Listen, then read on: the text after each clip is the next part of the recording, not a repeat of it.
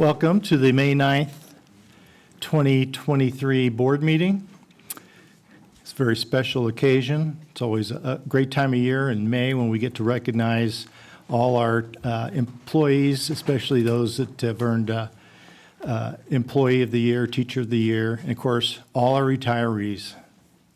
Good to see you. It almost looks like a staff meeting at JMS. Mrs. Amaker, roll call, please. President Kaminsky. Present. Vice President Kelly. Here. Clerk Wood. Here. Trustee Cooper. Here. Trustee DeSorensen. Here. Trustee Napier. Trustee Sweeney. Here. Superintendent Larson Everson. Here. And I'm Idadi Amaker. Thank you. To lead us in the flag salute in a moment of silent reflection, we have Kelly Patterson. Kelly is the project manager for maintenance and operations. Kelly.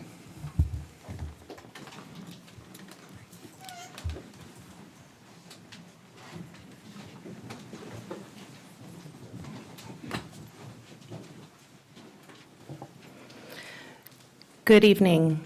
Please stand and join me in the Pledge of Allegiance.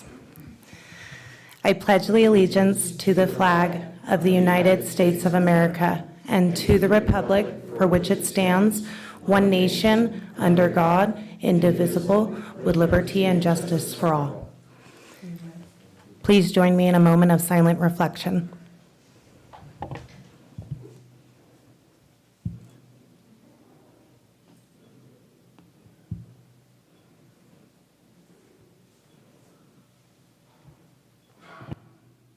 Thank you.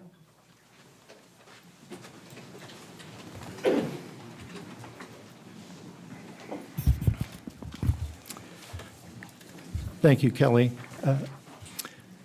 Item 2, approval of the agenda. Do I have a motion to approve tonight's agenda? I'll make the motion. Kelly is it? Good. Mr. Cooper. It was motioned by Clerk Wood and seconded by Trustee Cooper to approve the agenda. All in favor, say aye. Aye. Aye. Agenda is approved 6-0. Item 3, general function. 1, recognition of students, staff, and community. Superintendent Larson Everson. Thank you, President Kaminsky. As you said, it's a special evening this evening. We have the distinct pleasure of recognizing and showing our appreciation to TUSD's 2023 Employees of the Year and also our retirees. So we're going to try to economize words a little bit because we have a lot of honorees to recognize, but we also want to give them their due appreciation and respect. And we'll have various administrators and supervisors coming up to the podium to share a little bit about each one of the honorees. So let's see. Make sure I'm on track here. All right, I think we are. So to kick things off, I would like to invite up our Vice Principal, Mr. Abelardo Sebecas from Cummins Valley Elementary School. He's going to come up to the podium and get us started in talking about our 2 Employees of the Year from Cummins Valley. Good evening, board members and guests and staff members. We have 2 amazing staff that we would like to acknowledge. First is Mrs. Gray. She is a 2nd grade teacher and she's our Teacher of the Year. Mrs. Gray is a valued member of Cummins Valley Elementary School. She serves as the English Language Development Trainer for our school. She's quick to offer a helping hand and continually shows grace and patience to students, staff, and families. Mrs. Gray is always willing to lend a helping hand and offer her expertise and support in any way. In the classroom, she spends a lot of time and energy supporting students with their social-emotional needs and well-being. Students in Ms. Gray's class are given opportunities to problem solve and take ownership of their learning and behaviors. I've observed positive social-emotional growth in so many students that have had Ms. Gray as a teacher. She's also a natural leader. She invests in people and shows dedication to making education fun, engaging, and rigorous. Mrs. Gray also balances the needs of her class, her family, and other responsibilities, all while making it look easy. I got to take notes on that. I found that Mrs. Gray is a trustworthy and kind person, and we're so grateful to know her and work alongside. She's a wonderful teacher that Cummings Valley is blessed to have on staff.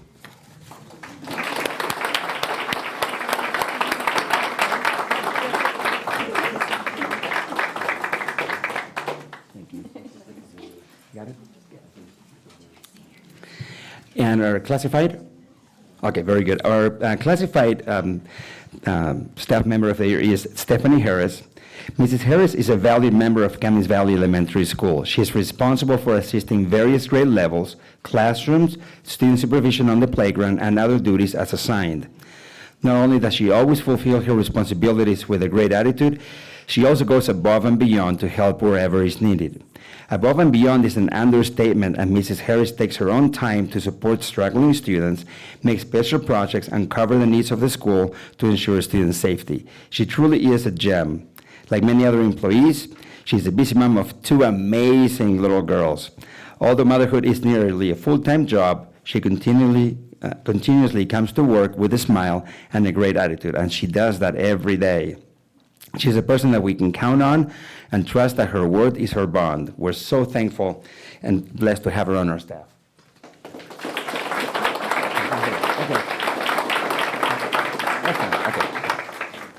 Thank you. Thank you, Mr. Sebekis. I don't think she was able to be with us tonight, and I hope she can join us at the dinner on May 30th. Definitely, thank you. Thank you, sir. Okay, before we invite Mrs. Bailey, our principal from Golden Hills Elementary, up to the podium, also for honorees tonight, when you hear your name announced, if you could please come up and stand and bask in front of us so that we can all glean off of your energy and excitement for this evening. We want to show you due appreciation and take some photos as well as present you with the certificate. So zip up, hang out for just a minute or two, let us say nice things about you, and then you can get out of the spotlight, because I know that's what most of you want to do. All right, so Mrs. Bailey, principal of Golden Hills Elementary, is going to come up next and share a little bit about her 2 Employees of the Year. All right, good evening. Good evening, Superintendent Larson Everson and members of the board. I have the pleasure of first talking about Mrs. Melanie Kent. So come on up, Melanie. All right, Melanie was voted our Golden Hills Teacher of the Year this year, and with good reason. Melanie has been teaching for 9 years total, and about half of those years for TUSD. Prior to teaching, she served her country in the Army. But since becoming a teacher, she has served students as a resource special educator, a 3rd grade general education teacher, and in her current role, which is special day class teacher for 4th and 5th grade students. Melanie is a gem. She is a gifted special education teacher and an amazing colleague and staff member. I will explain just how special she is by sharing with you what 2 of her colleagues have said about her. One colleague shared, Melanie Kent is an advocate and supporter for all her students. Although Mrs. Kent is not a mentor teacher to any specific teacher, she is like a mentor to many teachers within our school site and district. She has been a big support to all of the special education team and works hard to bridge the gap between special education and general education. Mrs. Kent is truly dedicated to her students and the growth that they make. Mrs. Kent is a humble person who has a true passion for the profession of teaching. Another colleague shared, Mrs. Kent's dedication, effort, and creativity are evident in every aspect of her teaching. Mrs. Kent manages a multitude of professional responsibilities. As the student council coordinator, she is a driving force behind any student-centered activities that help support our student body. Her positive attitude and willingness to go the extra mile are evident. Mrs. Kent is a hardworking and compassionate person whose caring and enthusiasm for all students shows in all facets of her job.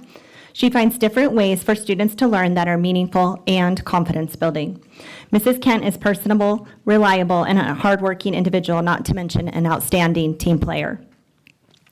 I agree with and echo all of the sentiments expressed by Mel's colleagues. What impresses me most is that Melanie holds her students to high academic and behavioral standards, supports them and encourages them, and gives them a quality educational experience on a daily basis. And then she goes above and beyond all that by truly caring about the special education program and the climate of our school in total, and demonstrates this by aligning her actions with her beliefs. doing whatever she can to help improve both. She makes a critical difference in the lives of the students she teaches, and she makes our school a better and more positive place to be. So thank you, Melanie. Congratulations.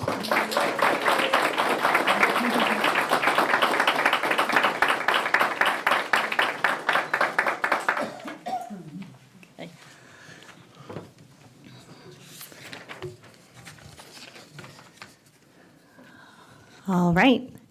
And working in the same classroom, we have another phenom, Mrs. Sarah Carey. So if Mrs. Sarah Carey could join me up here. I am proud to get to share with you what makes our Classified Employee of the Year such a fantastic addition to our Golden Hills team. Sarah Carey came to us with years of experience in the field of special education. She has volunteered with the Special Olympics and has worked in education since 2003. She worked with LA County Regional Center providing in-home services, and she worked with students with emotional disturbances for 19 years in a behavior-based program. Since joining our team, she has been humble, kind, supportive, and helpful whenever possible, and we feel truly lucky and blessed to have her on staff. I will share some of what a colleague of hers wrote, as it paints a great picture of just how amazing Mrs. Carey is. A colleague shared, Sarah works as a paraeducator in the SDC program at Golden Hills Elementary. Although that is her designated position at Golden Hills, she plays an integral role throughout the campus, supporting students and staff in any way possible. On a daily basis, you will find Sarah greeting students at arrival, shuttling students safely to their classes, tending to student crises on campus, and being an all-around rock star in the classroom while supporting student learning. Sarah has quickly become one of the most reliable and hands-on adults at our school. Sarah is a role model to her colleagues and a mentor to many. Her attitude is always in the mindset of, how can I help best in this situation? Sarah consistently models best practices for others and gladly steps in to support other paraprofessionals. She is regularly on call to help others in the classroom and to support students with more challenging behaviors. We lovingly refer to her as our behavior guru. Sarah eagerly attends all training provided for paraprofessionals and other opportunities available to her so that she may grow as a professional. During training, she asks important questions that provide clarity and guidance for others. She always references these best practices and routines while performing her daily duties. Sarah is top-notch in every way.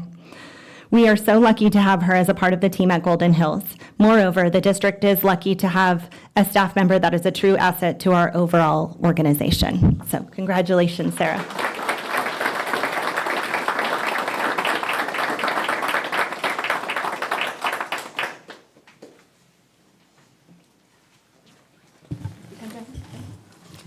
Thank you, Mrs. Bailey. And at this time, I'd like to invite Miss Claire Ray, principal of Tompkins Elementary, to the podium to share with us about our Tompkins Elementary Employees of the Year.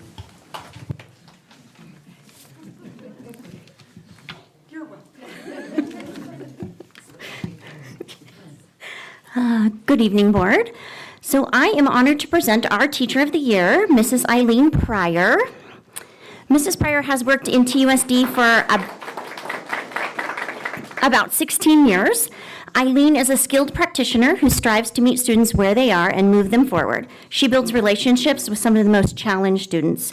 Eileen is always positive regardless of the circumstances. She is the epitome of professionalism at all times. She is creative in developing lessons to inspire students and to keep them engaged. She collaborates with all staff and is supportive to anyone who reaches out for assistance. Eileen is a wealth of knowledge and continues to update her teaching strategies in order to reach all students. Eileen is a well-respected member of the Tompkins staff and is loved by parents and students alike. I am honored to work with her and to learn from her. Congratulations, Eileen. This honor is well-deserved.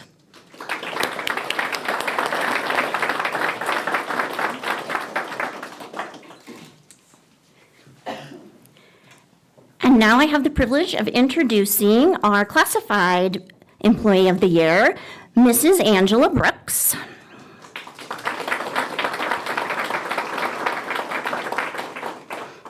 Angie, as we call her, has worked for TUSD for about 7 years. She is currently a special education paraprofessional in our 3 to 5 moderate severe SDC classroom. She is a devoted employee that goes above and beyond to support our students. Angie takes time to know and understand each student's goals and objectives. She ensures that daily work is aligned and personalized to meet each student's needs. Angie is a toolbox of information for new paraprofessionals or substitutes that come into the classroom. Angie treats every student with compassion, patience, and is a rock in the classroom. Angie comes to work with a positive attitude and ready to face the day with a smile. She is a true asset to Tompkins Elementary. Congratulations, Angie.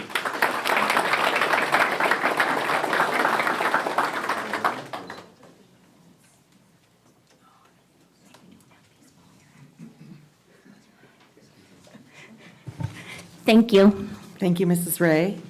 Mr. Lowe, principal of Jacobson Middle School, is now going to join us to tell us about his Employees of the Year at Jacobson. Thank you. All right, so first, our Teacher of the Year this year is Malia McCormick, our 7th grade math teacher, and I think she's here.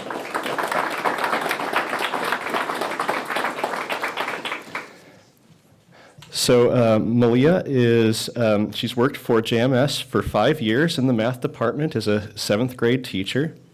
And before that, she also worked as a kindergarten, 1st and 4th and 6th grade teacher in Bakersfield. By the way, she is a graduate of Golden Hills Elementary, Jacobson Junior High, and Tehachapi High School as well. Malia does a lot at our school.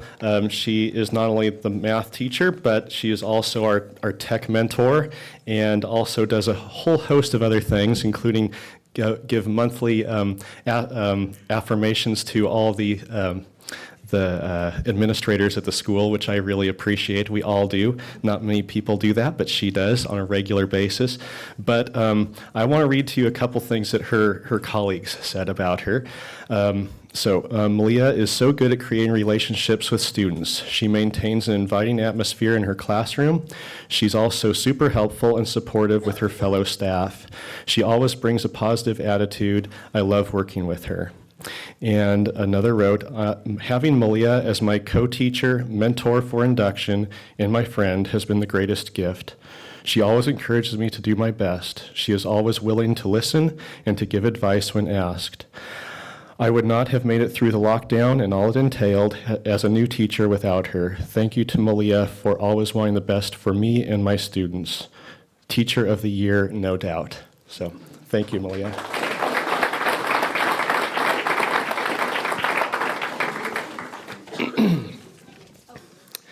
And our classified employee of the year is, oh. We have to get a picture?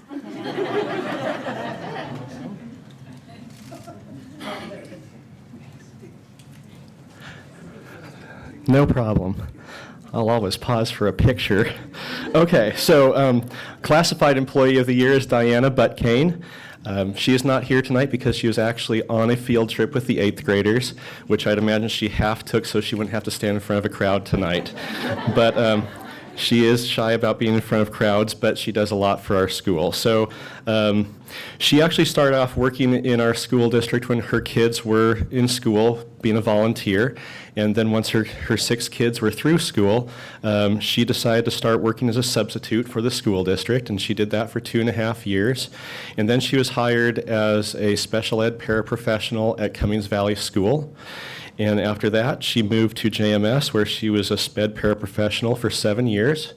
And for the last 2 years, she has been our site specialist, and she's the perfect person for it.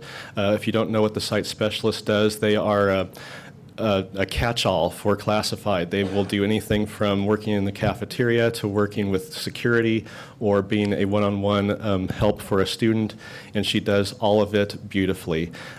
She can be depended on to take charge when she needs to or be a team player when she is called upon to do that, and I really couldn't ask for better. So she's our classified employee of the year.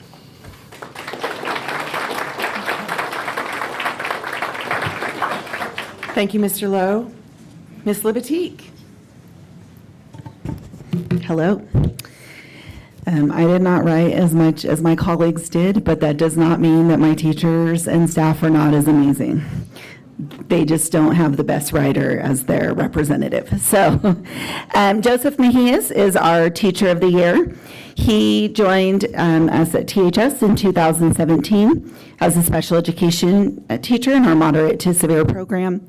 He left us for a brief period to go be a PE teacher, and then he was called back to us, and just a real pleasure to work with. Never ever gets upset. He's always positive, always helpful. I think he'd like everybody to know that he won the cornhole tournament at lunch today. And but when you see him, his joy and his enthusiasm and positivity for his job just shines.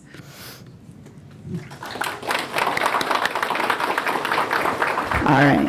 And our classified employee of the year is Miss Karen Harris.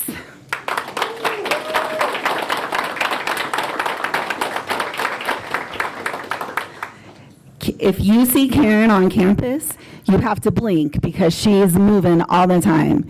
Karen does the work of 100 people. She is our custodian. She's our custodian extraordinaire. She's been with us since 2014. She literally is on the move from the moment that if you ever happen to pull the cameras, first thing in the morning and all day long.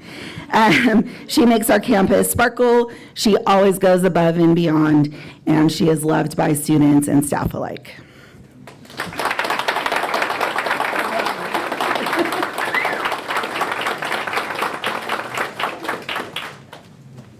Thank you, Mrs. Libatique. And our next presenter is Dr. Porter, Director of Student Services. Dr. Porter.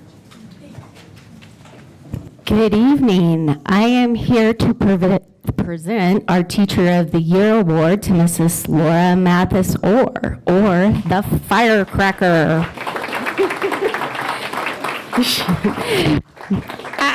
Sorry. Mrs. Mathis Orr serves as a Tila Middle School math teacher. She is an excellent teacher who has the ability to break down complicated math concepts so that her students develop problem-solving skills. Additionally, Mrs. Mathis Orr spends many hours figuring out how to present lessons that capture students' interests. For example, she uses technology, hands-on learning, visual aids, and math games to help students learn. When you walk into Mrs. Mathis Orr's classroom, you will see engaged students working in pairs, discussing math strategies, using manipulatives, and smiling. Her students enjoy learning math. And guys, we're talking about middle school students. Furthermore, she is truly concerned about each student's individual progress. When a student isn't making expected growth, Mrs. Mathis Orr takes the time to work individually with the student. Mrs. Mathis Orr and her fellow teaching partner, Mrs. Lane, create a lively, inviting learning environment for Tila Middle School students.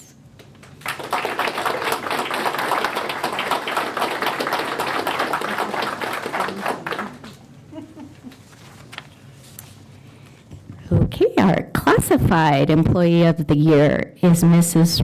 Rosa Romero, a cafeteria worker with a big heart.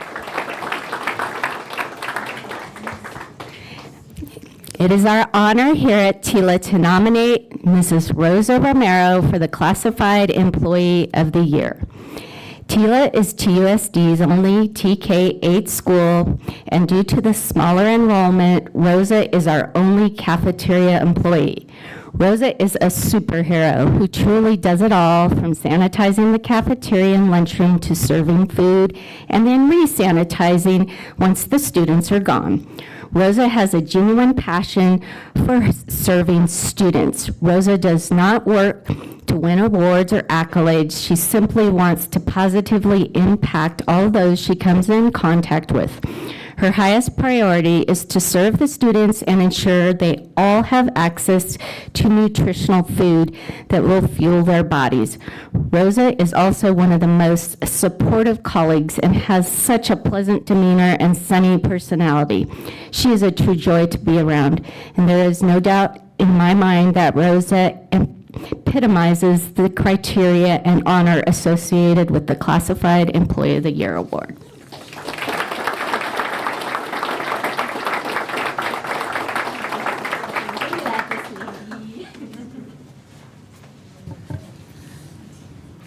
So thank you to all of our presenters, and big congratulations to all of our employees of the year. And at this time, we want to offer a special congratulations to our 2 district-wide honorees. So I'd like to invite up one more time, up here in front in the spotlight, our TUSD Teacher of the Year, Malia McCormick.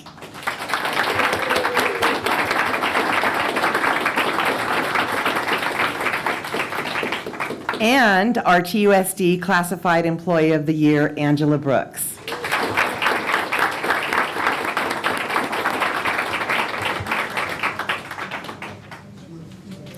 Board, I'd also like to invite you to come out from behind the dais and take a photo with our Employees of the Year.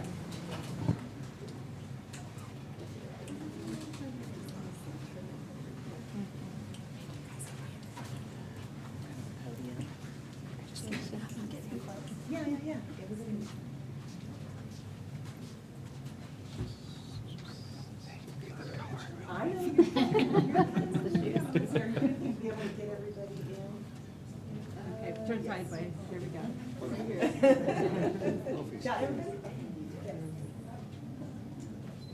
Miss Sweeney, I can't, there, perfect. Dang, she knows. When you're through, pivot. Well, look at The you. lines that she's doing. All right, to hug you both. Okay.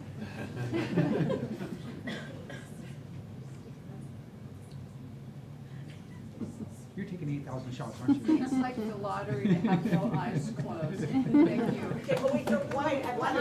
Oh. There we go. Hey, stop covering me up. There. $5 photo. Congratulations to both of you, by the way. Thank you. Thank you, guys.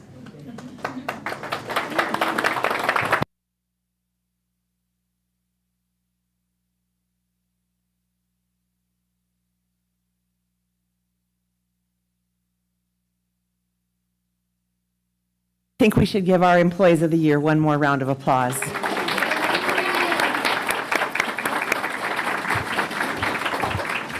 I heard a stray hooray in there. That's good thinking. Now we're going to be moving on to talk about our retiring employees, and they're moving on to their next chapter.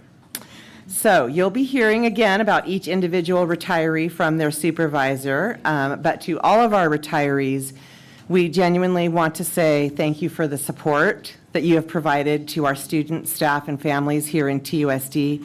We've appreciated all of your time and dedication. So once again, we're going to proceed school by school, and we're going to begin with Cummins Valley retirees, and I'm going to invite Mr. Sebekas back up to the podium.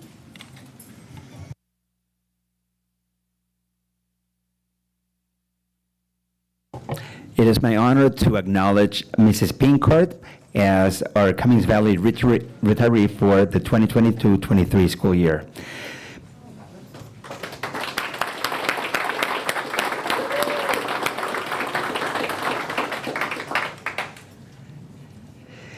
She's been working at the district for 20 years, but at the state, the total for 30 years. Is that it? That's it? 30 years? Wow, amazing. She's an amazing teacher. She continually shows her dedication by supporting each student and their family consistently, collaborating with her colleagues, and providing rich and engaging lessons. Her support of families is reflected in her weekly newsletter, where she shares important academic content, what is happening around Cummings Valley, and other pertinent information for families. Additionally, she serves as the grade-level leader for our school, where she communicates information with her team and brings attention to grade-level needs. Mrs. Pinkard takes on challenges with a kind and caring disposition and has shown tremendous care for students and education. Overall, she's a caring, thoughtful, knowledgeable teacher. She has shown grace and patience to all around her. She's a valued teacher, and she will dearly be missed. Our school has been made better by her presence, and we wish her all the best. Congratulations.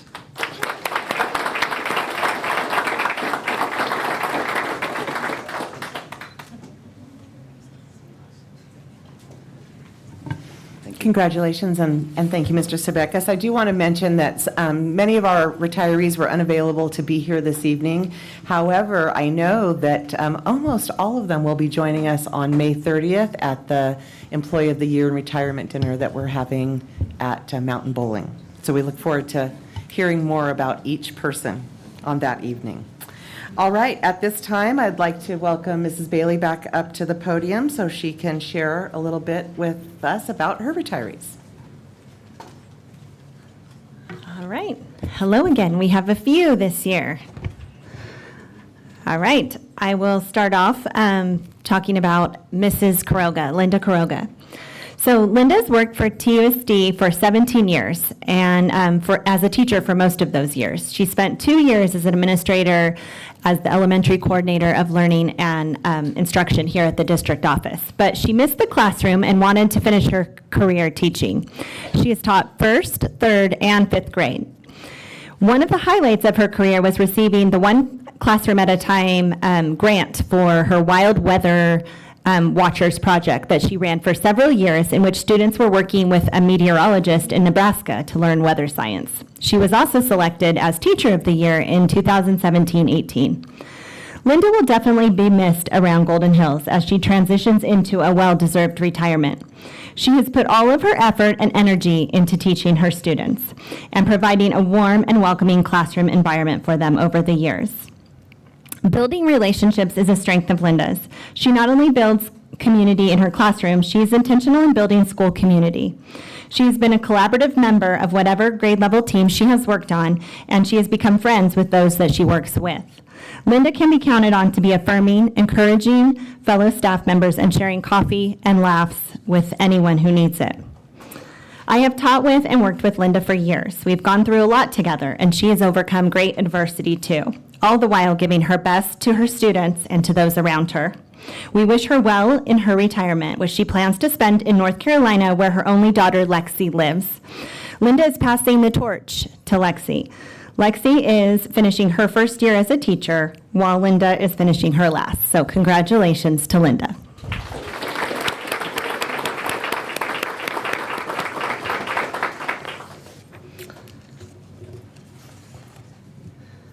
All right, and we are also sad to be saying goodbye to Debbie Rush this year.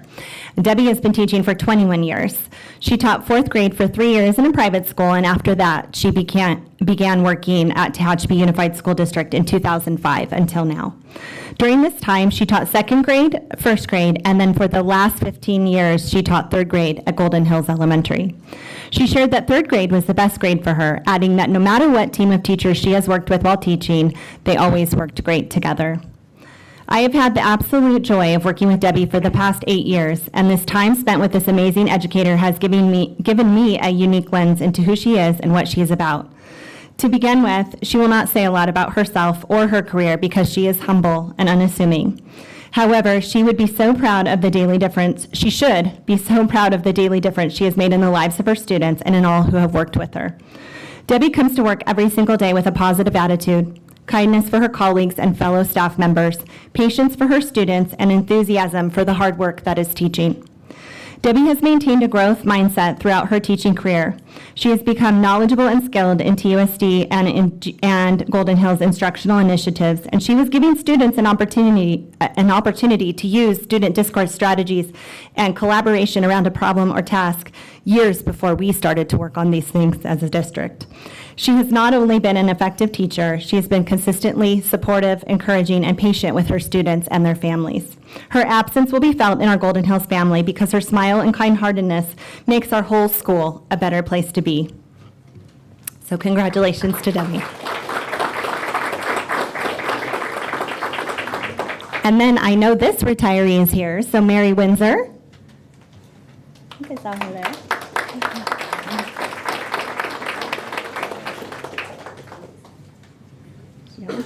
All right. I am honored to have the opportunity to talk to you tonight about Mary Windsor, who retired late in June last year. Mary worked for TUSD in a variety of capacities for many years before retiring. She started as a sub for the kitchen and a noon supervisor around 2009. She started to work in a permanent position for noon supervisor in 2013 at Golden Hills Elementary. Next, she applied for the instructional paraprofessional in 2014, and she worked as both an instructional paraprofessional and noon supervisor for the next 4 years. In 2018, due to her knee replacement, she gave up the noon supervisor position, but she continued the role of instructional paraprofessional until she retired. I worked with Mary for 7 of her years, and I can tell you how absolutely valued she was in both roles.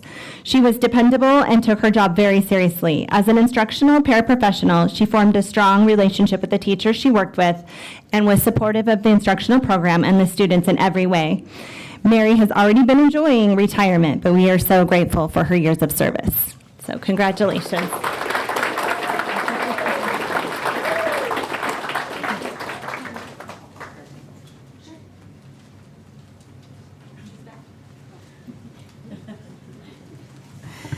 Thank you, Mrs. Bailey. And Mrs. Ray, Tompkins Elementary.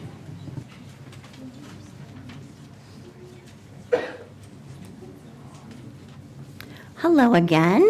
So I have the honor of talking about Darla Meister. I did not know her. She retired before I started at Tompkins, so I reached out to Loopy Cowan. If you know Loopy Cowan, she knows everybody, right? So she gave me this to say. Darla was dedicated to TUSD for 11 years. She began her journey as an instructional aide, and because of the love she had for teaching and her students, she dedicated her afternoons and evening as the lead teaching students in TEAM, the after-school program at Tompkins. She has always been a positive role model for her coworkers and has always been cognizant of being a good friend and bringing out the best in her students. She worked tirelessly to get to know her students, meet them at their level, and find fun and engaging ways to pique their interest for learning. She's always made her students feel welcome and safe with her warm and genuine personality. Congratulations, Darla, on your retirement.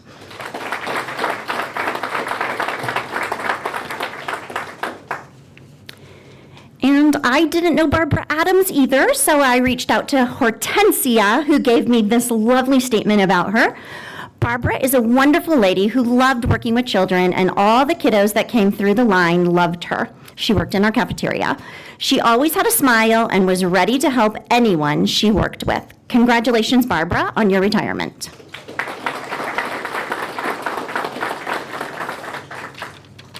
So I did have the pleasure of working with Roberta McKenzie when I started this year.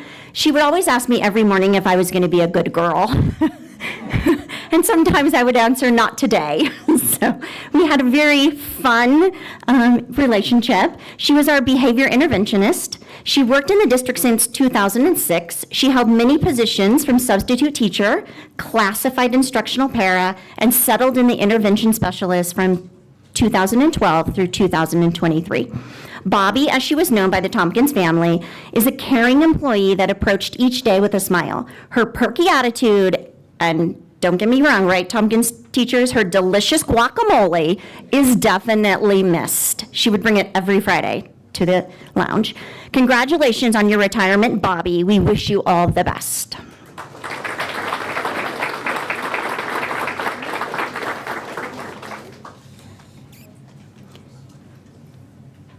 And this one's a hard one to read.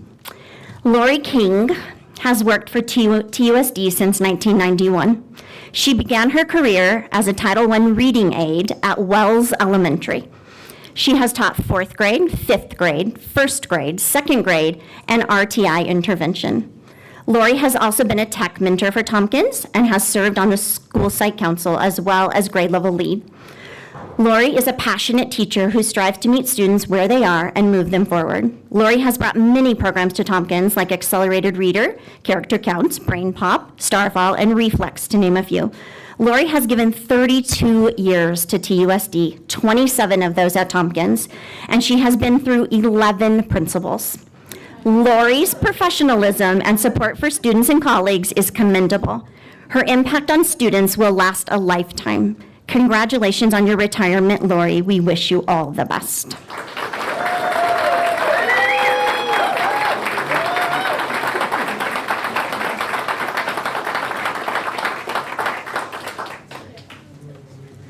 On a side note, I have a first grade opening, so I'm trying to have her unretire. She's not going for it, though. Thank you. Thank you, Mrs. Ray. And now we have Miss Tapia, and she's going to share with us some, oh, Mr. Lowe is going to do it. I see some people just don't enjoy the spotlight. What can I say? Okay, Mr. Lowe, welcome. Yeah, I'm going to stand in for that one. It'll be really cool. Okay. So I'm going to start off with Christy Gilbert. She worked in the JMS cafeteria. And so she started working for TUSD in August of 1990 at Cummings Valley School on a 1.5-hour-a-day shift, even before they had a kitchen. She then moved to THS and then eventually to the JMS kitchen. TUSD kitchen could not function well without Christy, which is a little ominous considering she's retiring, but there we go. She has been a dedicated employee. She's rarely absent and very dependable throughout her career. And I will say that what I found was she always had a smile on her face. I never saw her not smiling. And from talking to other people, I think that that was a typical thing for people to say.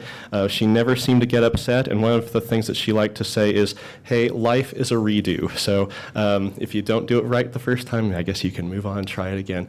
Apparently she's in Reno right now, so I guess she's doing a redo on some other things too. So anyway, she didn't come tonight. But there you go, Christy Gilbert.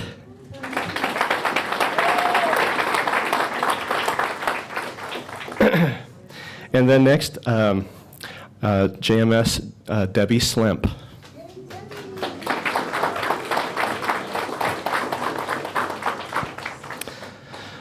So Debbie started her working career as a teacher in LA Unified as an elementary teacher, and then she moved to Westside School District and taught science. And then in 1998, she joined TUSD as a math and science teacher at JMS. Then she moved to Wells Elementary, right here where we are right now, and worked there for a while, and then over to Golden Hills, and eventually back to JMS where she taught science. She taught our GEMS class for many years. It's an elective for STEM, and developed the Science Olympiad team that placed first or second for many years in a row, and she is also the person who got our current display case made, where we can show off some of the things that happened at our school for many years, including the Science Olympiad trophies. So congratulations on retirement to Debbie Slemp.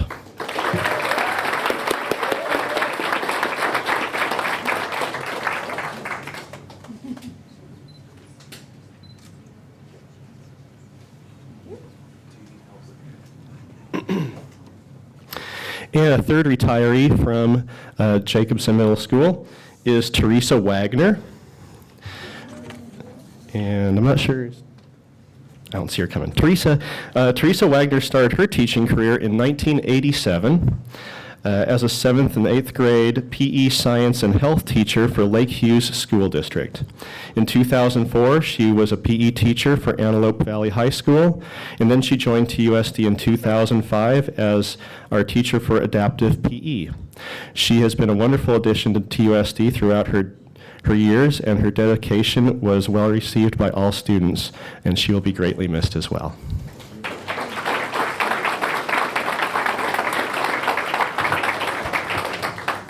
Thank you, Mr. Lowe, and welcome back, Ms. Libatique. Once again, don't judge them by my writing, please. Our first retiree is Sylvia Dolber. Sylvia, ended her time with us as a para in our TALL program, which is our 18 to 22-year-old program. Sylvia began working for the district in 2014. I first met her as the librarian or the library clerk at Monroe before we stole her, as you know I like to do, and brought her to THS. So Sylvia was always kind. She was always patient, both with the students and with the adults and perhaps the principal, and just a lot of fun to have as a staff member. So we definitely miss having her at THS.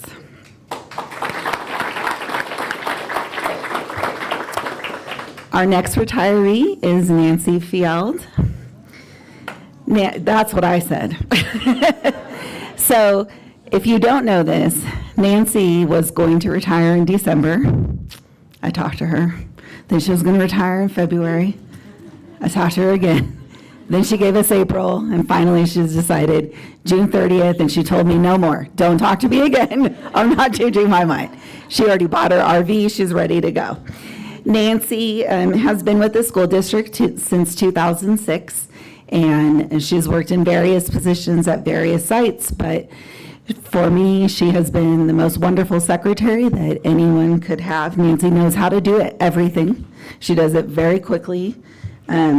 She always knows when I'm stumbling with my words, what I'm looking for, what I need, and we just have been incredibly blessed to have her. So I'm grateful that she stuck it out for the rest of the year, and she will be greatly missed.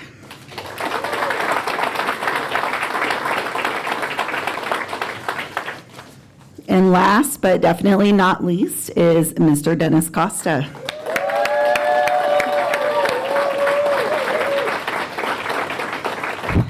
Mr. Costa began working for the district in 1994. He has served, again, at various sites, but for us, the whole time I've known him, he's been the special education teacher in our behavior class at Tehachapi High School. Mr. Costa is patient, he is kind, he has a wonderful sense of humor, and just an all-out joy. If something's happening, like, you know, he's got your back always, so we will definitely miss him. Sad to see him go. Again, tried to talk him out of this retirement, but apparently grandkids are more exciting. So, congratulations.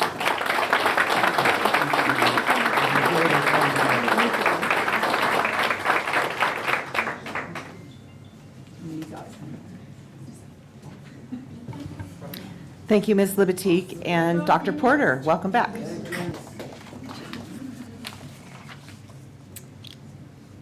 Okay, I have Miss Amy Lang.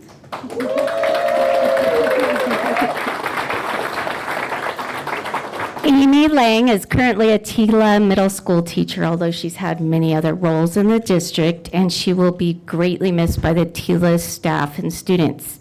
Amy is a gentle soul with an understated grace. Her students respect and trust her, which is the basis for her positive relationships with students. Not only is Mrs. Lang a wonderful teacher, she is also a tennis coach, pickleball player, and she'll try to recruit you if you're not careful, and a dog lover. I wish Amy the best of retirements with more freedom to spend time with her husband, daughter, and dog. As a veteran teacher, Mrs. Lang has been an inspirational science mentor for countless students.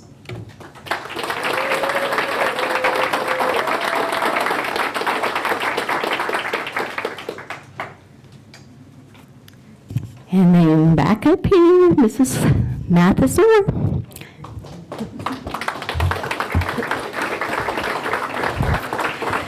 She's not just happy because she's retiring. She's like that all the time. She's very animated.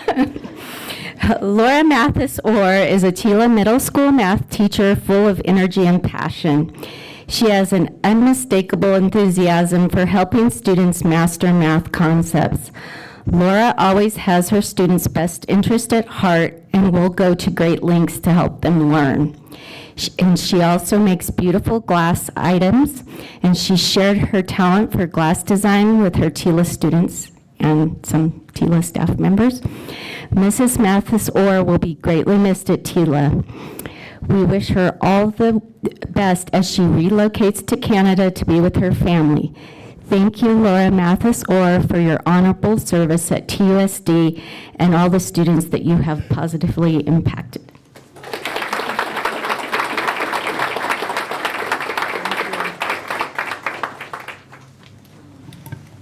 Dr. Romero. Retirement has hit all aspects of the district.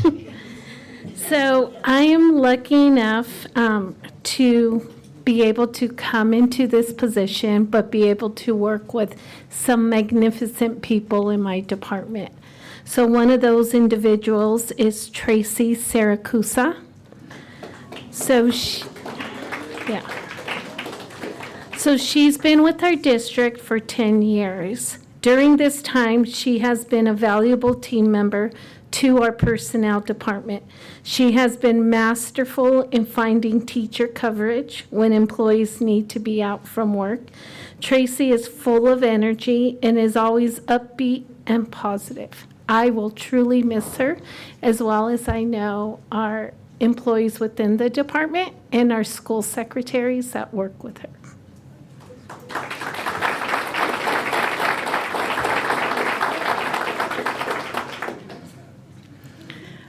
I would like to honor now Tracy Manjares, even though she retired this past fall.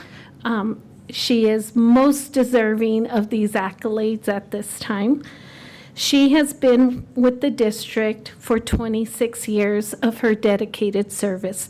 Tracy was a veteran principal here.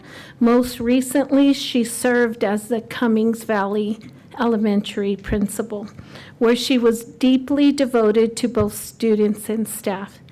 Mrs. Manjares has lent her expertise, her leadership, and passion to our district for all those years. She has served as our learning community, she has served within our learning community as a mentor, a coach, and more importantly, as a friend. Her dedication and work ethic is unparalleled, and we wish her all the best in her retirement and new endeavors.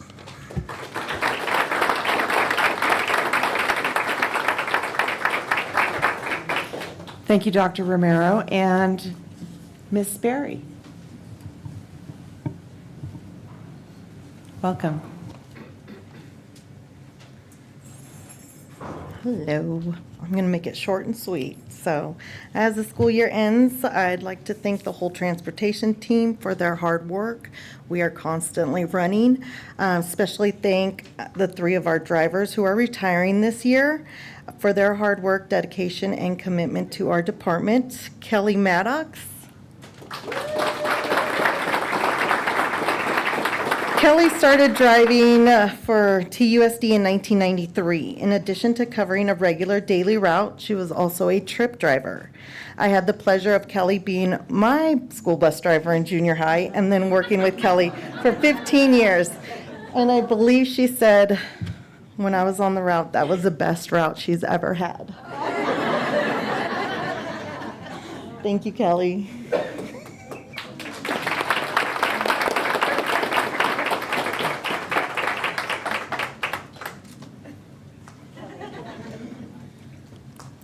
Okay, next, Meryl Trapp.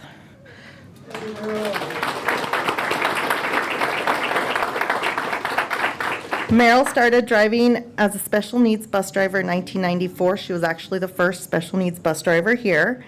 Meryl has been a mentor to many of us at Transportation. We are grateful that we had the opportunity to work with Meryl, and she has truly been a blessing.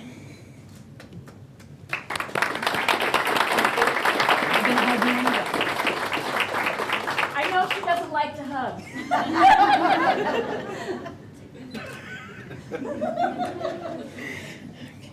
Next, we have Wyatt Windsor.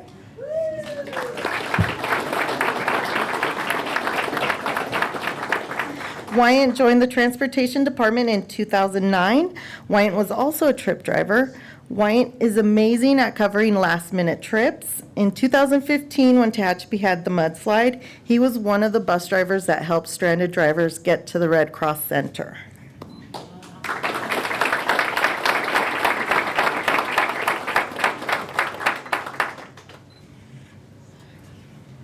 So all 3 of these drivers they truly love their job, and they say being a bus driver is not just a job, it's an adventure. And thank you, Kelly, Meryl, Wyatt, for all your adventures with TUSD, and we wish you the best on your new adventures.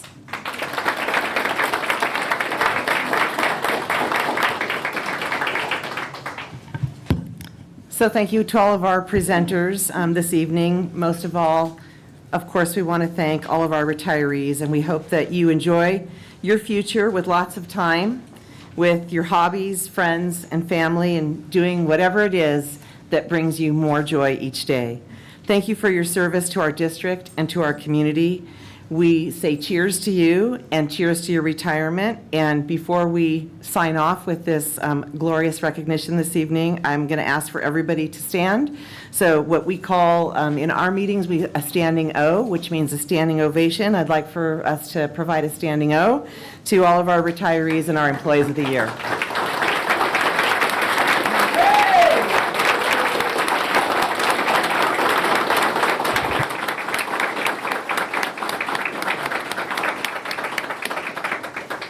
Thank you.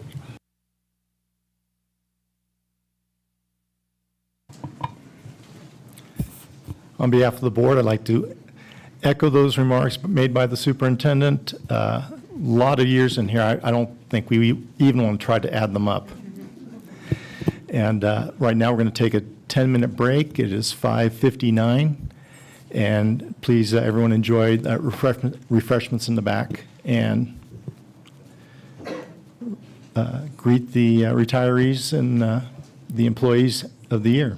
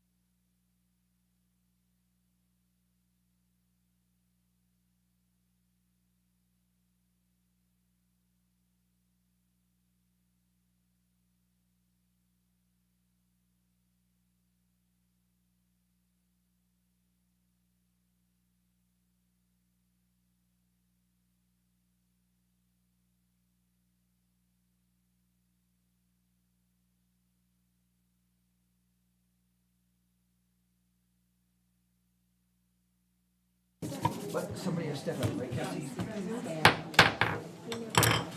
We'll resume the regular meeting at this time. It is 6:13, and we are at superintendent update. Superintendent Larson Everson. Thank you, President Kaminsky. Okay, we'll let Mr. McKay get us loaded up and ready to go. Good to see everybody. It is one of my favorite times of the year is just getting to recognize and celebrate staff and then follow that up with promotion and graduation. And it's a glorious time in education. So that was good fun tonight. Good fun. All right, let's talk about the update for this evening. If you can go on to the next slide. We're going to kick it off by sharing more good, not the good, but more good for tonight. And this is, of course, modeling our Capturing Kids' Heart strategies. So we're going to start by welcoming Dr. Porter back up to the podium, and she is going to share a TILA hooray. Hooray! Hooray! You gotta give me the hooray. There we go. So these are our students. We've been busy CASP testing, and we're trying to encourage as many students to complete as much of the CASP testing as possible. So we have our upper elementary group there who chose a preferred activity after they finished CASP testing, and they chose game time. And you can see on the right, Mrs. Crum there playing games with her student, and on the left, a student who was working with Legos. And then the middle school students got to make marble mazes after they finished their CASP testing. So we're trying to make it fun and get as many students tested as possible. Thank you. Thank you, Dr. Porter. And now, welcome Ms. Libatique.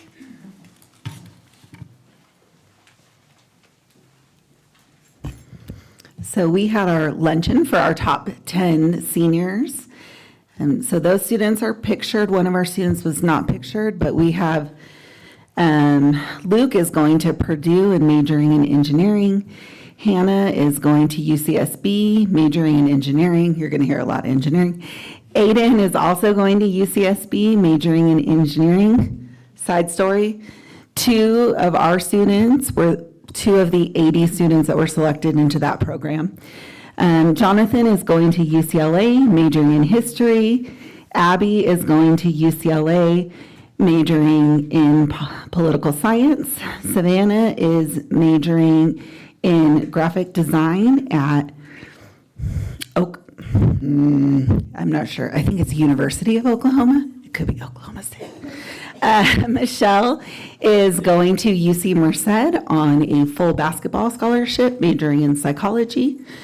Sophie is going to Auburn, majoring in also in engineering. Kaylee is going to Biola on a soccer scholarship.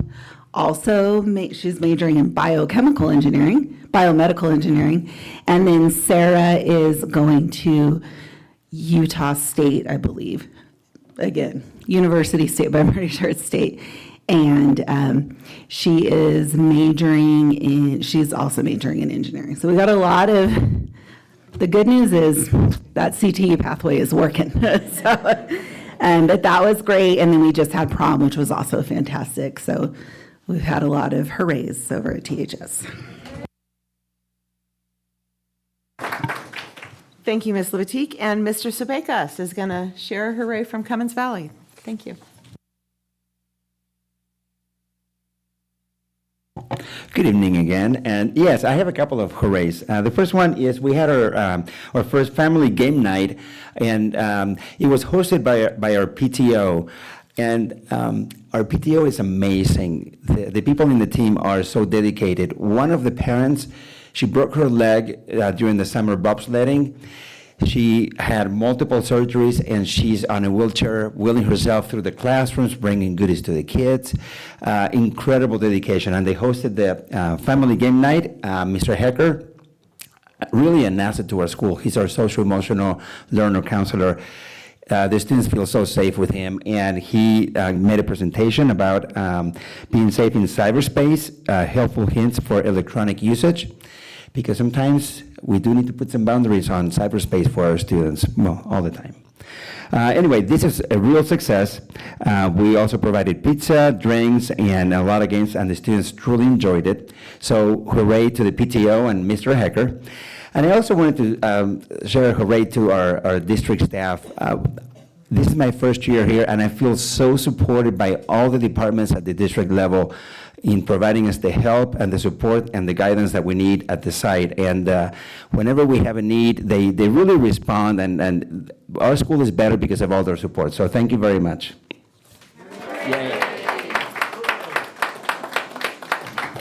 They're not supposed to sneak in extra hoorays that we don't know about. But we'll let that one pass, Mr. Sebeca. All right, Mrs. Ray from Tompkins.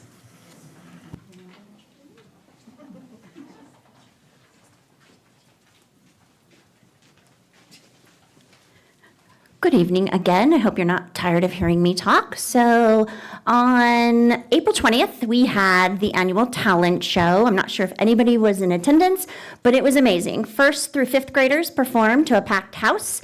The audience was entertained by, we had a magician who did amazing tricks, and the audience just oohed and awed. We had dancers, singers, we had an aerial artist, and yeah, we had insurance coverage, right, Hojat? Yep. She was hanging from some big trapeze with strings, and whew, up and down she went, and I almost lost my breath when she dropped from the top and caught herself at the bottom in this scarf. And she's only a second grader. I was like, but it was beautiful. It was fantastic. We had piano recitals, and Elvis was in the building.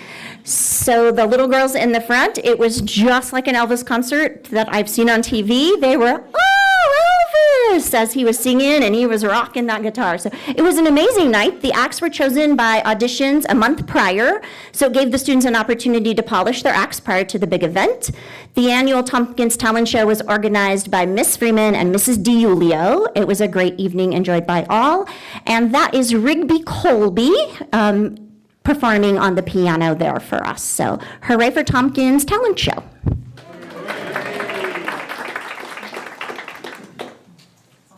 All right, Mrs. Bailey, you're next. All right.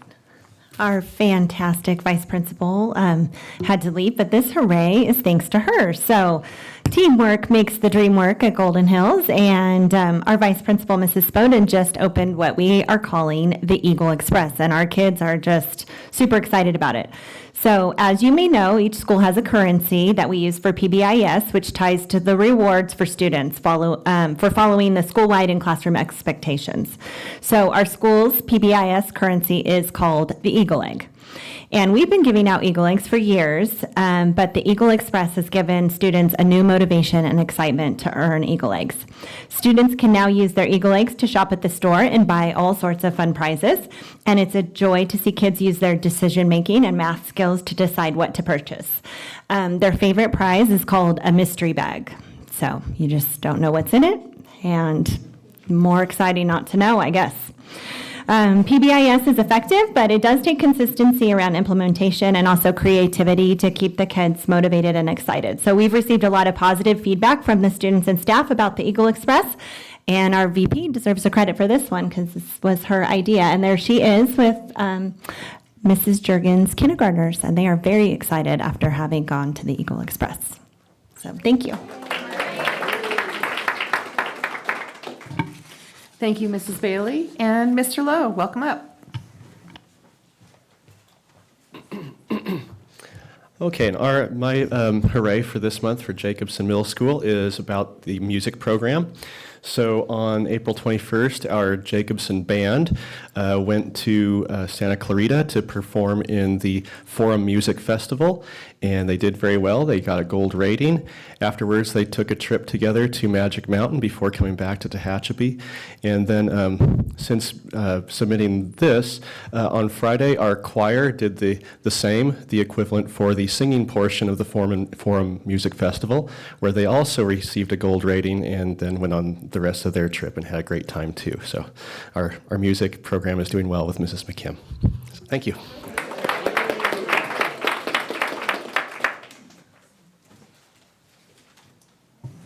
Okay, I'm next for a district-wide hooray. I want to share some information about all this celebrating and appreciation that's been happening. We have truly amazing team members here in TUSD. They're professional, they're dedicated to the success of our students, and we've been recognizing and showing our appreciation to them, and I wanted to highlight a couple of those. So first, we started on April 27th with recognizing the hard work of our TUSD administrative professionals. And then on April 30th, we recognized our school principals, vice principals, and learning directors, and they were on the center stage spotlight. And of course, this week, we're honoring teachers. And just a quick message to our teachers, because we absolutely want to thank you for inspiring and empowering our students each and every day. Teachers, your dedication and service has a positive impact on our children and on this community. And then finally, next week, we'll be recognizing our invaluable classified team members who work hard every day to provide safe and clean campuses, nutritious meals, transportation, student success support, and so much more. So you may have seen our beautiful banners that are displayed throughout the district. There's one right out here along the fence line at each and every department and school. Just, again, recognizing the great work of our team of teachers and classified staff. Next week, they're going to get a little, there's a joke in here, chip, chip, hooray. And we're going to have chips and salsa on Monday for all of the staff, just in appreciation of their hard work. There's nothing that we could ever give to demonstrate the true extent of our gratitude and just how much this Tehachapi Unified School District really is a unique place to be, and that's because of the team that we have working here that contribute to the success of our students and help them to feel welcome and supported in school each and every day. So thank you all. Hooray! Hooray! All right, and in keeping along the Capturing Kids' Hearts theme, as you're aware, each month I've been sharing a little bit about Capturing Kids' Hearts, and this evening I wanted to talk just for a quick minute about integrity.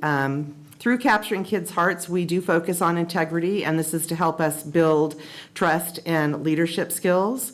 We encourage staff and families to help students do the right thing, no matter who is watching. We can talk with students about traits, behaviors, and attitudes that demonstrate integrity, and we can absolutely have discussions which can be very, very powerful, right, with our students, talking to them about what it means to be yourself and the impact that we can have on others when we don't keep our word or when we break a promise. So I'm just going to sum it up on integrity with a little quote from Oprah Winfrey, who said, "Real integrity is doing the right thing, knowing that nobody's going to know whether you did or not." So let's move on to our traditional current enrollment. Again, as always, last year's numbers for week 38 are on the left, and this year's numbers are on the right. And you can see that our bottom line comparison of this year for week 38 to last year is we are up 107 students.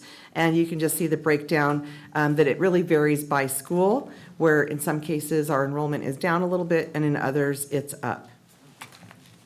We can go on to the next slide. We'll talk just briefly about student attendance. I'm very happy to see that our attendance has continued to really stabilize, and now it's going to be time for us as a team to really work on pumping it up and getting up and above into the higher 90s. But you can see where we are now, district-wide, year-to-date, we're at 91.33%, and that's compared with 86.87% positive attendance rate last year. Okay. Thank you. We'll talk about sports for just a minute. Tehachapi High School is doing extremely well in all spring sports, with a handful of league championships already secured. In late April, Coach Leanna Delgadillo and the Water Warriors dominated the pool. The Varsity Warriors and Lady Warriors both won South Yosemite Mountain League titles. We also had a handful of student athletes do well enough in their individual swimming events to qualify for CIF D1 qualifying times. Competing in D1 in swimming were THS athletes Ivan Sanderholt, Reagan Rodriguez, Hannah Reagan, Allison George, and Davery Pogancourt. In tennis, sophomore Calvin Hibbard finished the regular season with an undefeated record and is currently 28-0 for the year and number 2 ranked player in all of Kern County. In the classroom, Hibbard is an exceptional student looking to enroll in Caltech's engineering program after he graduates in 2 years. The varsity boys golf team also won a South Yosemite Mountain League title after finishing in first place at Rio Bravo in late April. Track and field also secured a championship when the JV Lady Warriors clinched the league team title.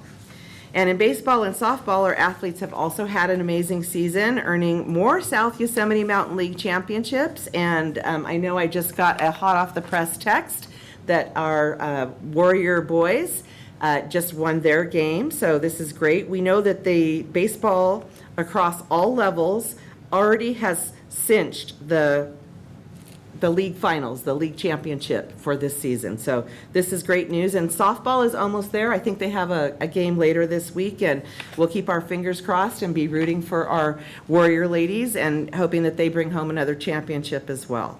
But regardless, we're going to look forward to cheering them on along with our Warrior boys in baseball at CIF Central Central Section Playoffs. So congratulations to all of our student athletes.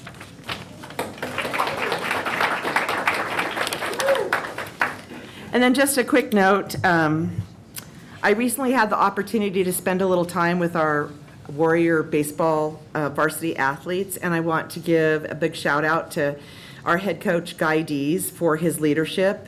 And he continues not only to invest in individual athletes and team achievements, but also in a strong sense of Warrior pride. During the date of my visit, the Coach Dees engaged some of our youngest baseball players here in the community, and they participated in the opening ceremonies for the game, sang the pledge out on the field. They all left with a ball in their hand after they finished participating.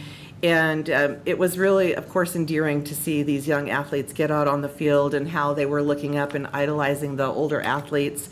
But I got to say, it developed a lot of pride in me just to see how our young men conducted themselves with these young players who were looking up to them. And I really have to give a lot of props to our baseball program and to Coach Dees for really building the whole athlete, not just skills out on the field, but taking a lot of pride in behaviors, in building a program, and building ambassadors for our community and for our school district. So shout out to Varsity Warriors and Coach Dees.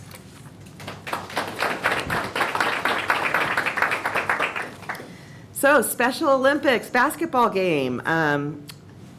We have a special guest here to talk about it. He was the person who put all of this special event together, and I know he has a couple of things to say, so we'll welcome Mr. Sam Fenton, who's a special education teacher at Tehachapi High School. So, Mr. Fenton. Hello, my name is Sam Fenton. I was born and raised here, and it's an honor to serve my community in this way. I teach the TAL program at the high school, and these are my kiddos. We had Roseman High School's TAL program come down, and we had a scrimmage with Special Olympics, and it was just so supportive and positive. It seemed like the whole school came to support and cheer, and after the game, they were all asking our students for autographs and pictures with them, and they loved that. And TPD and CHP was there.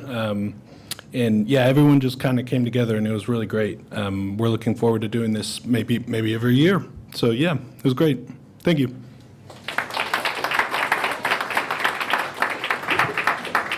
Thank you, Mr. Fenton. And we also want to thank TPD, the CHP, Rosamond students and staff, as well as all of our THS students and staff and community members, just for being so supportive and inclusive. And I wasn't able to be there, but I have just heard glowing things from throughout the community. So thank you again. All right, I know you already got to meet Malia a little earlier this evening, but on May 2nd, I just wanted to share a photo and talk a little bit about the celebration that Mr. Lowe and I had the privilege of attending in honor of all of our county teachers of the year from each district. And the title of the event is Celebrating Excellence in Teaching. And this was held at Cal State Bakersfield. And again, all of the teachers from throughout our county were there. And we were very proud to represent our district and have Malia McCormick be our Teacher of the Year. She has a great reputation throughout the county, as she did work in Bakersfield as well. And so there were lots of hugs. It was great to see her there and see her shine and get accolades for the fine work that she does here in our district, and also a joy to get to see her be in the spotlight and get the praise with her family present. So congratulations once again to one of our shining stars here in Tehachapi Unified School District, Miss Malia McCormick, our Teacher of the Year.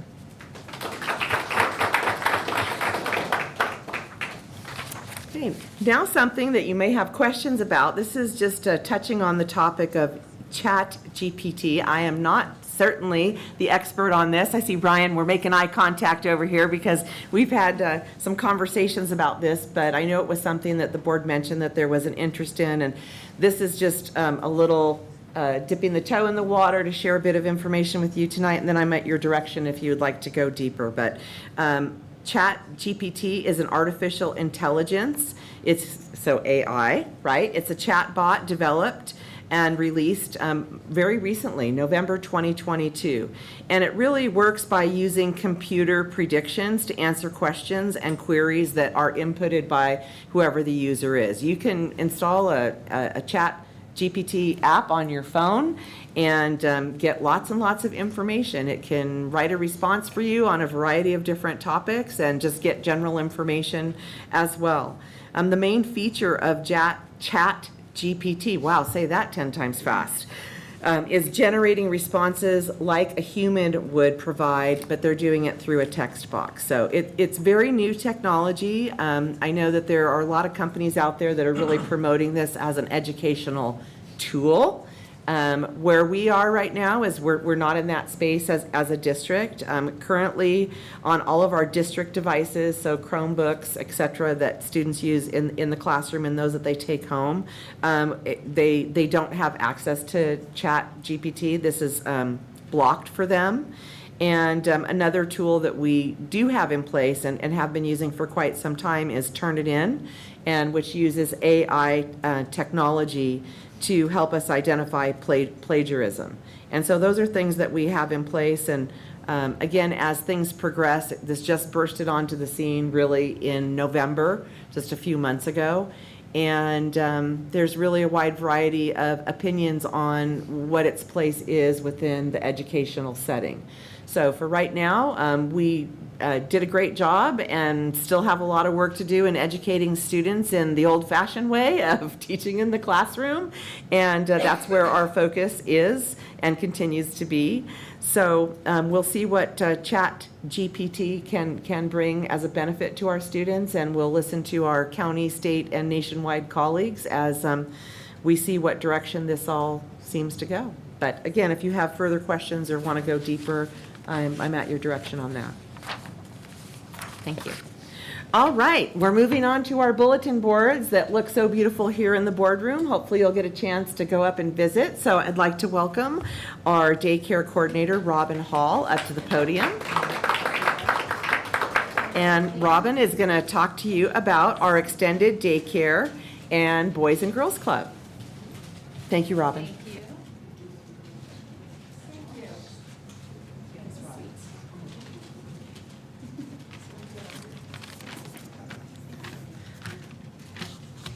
Yes, so we worked hard on those bulletin boards over there, Serena and I. Good evening, President Kaminsky, School Board, and Superintendent Larson Efferson. I am Robin Hall, the daycare coordinator, and I want to say I love my job, and I love being able to go to all 3 sites of the elementary schools and just see the happy faces, and it helps me do my job better. The program that we have is called the Extended Daycare, but it is really the before and after school program. We provide quality care services for the families of Tehachapi. The students have the opportunity to complete their homework, have supervised outdoor and indoor activities, snacks, and enrichment programs that we just started this year with our grants. So daycare is a place to have fun is what our logo is. And Serena. Hello, everyone. Good evening. As Robin stated, we are an extended learning program, Boys and Girls Club. We are happy to be serving the community of Tehachapi. We serve as an after-school program. We serve as, I'm so sorry.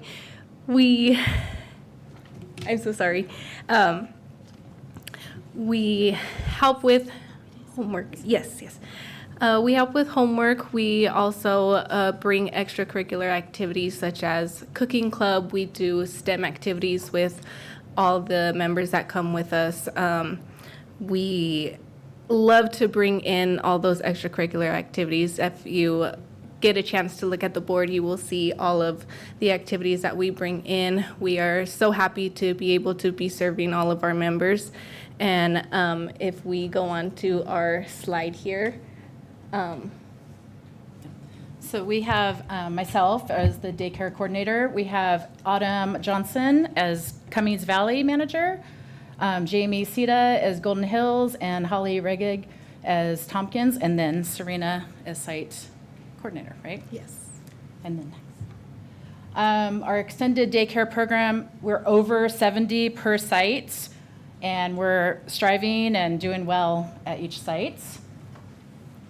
Activities that we have are art activities, homework assistance, literature, story time, motor skills, physical education, science, social emotional, healthy cooking, and the extracurricular.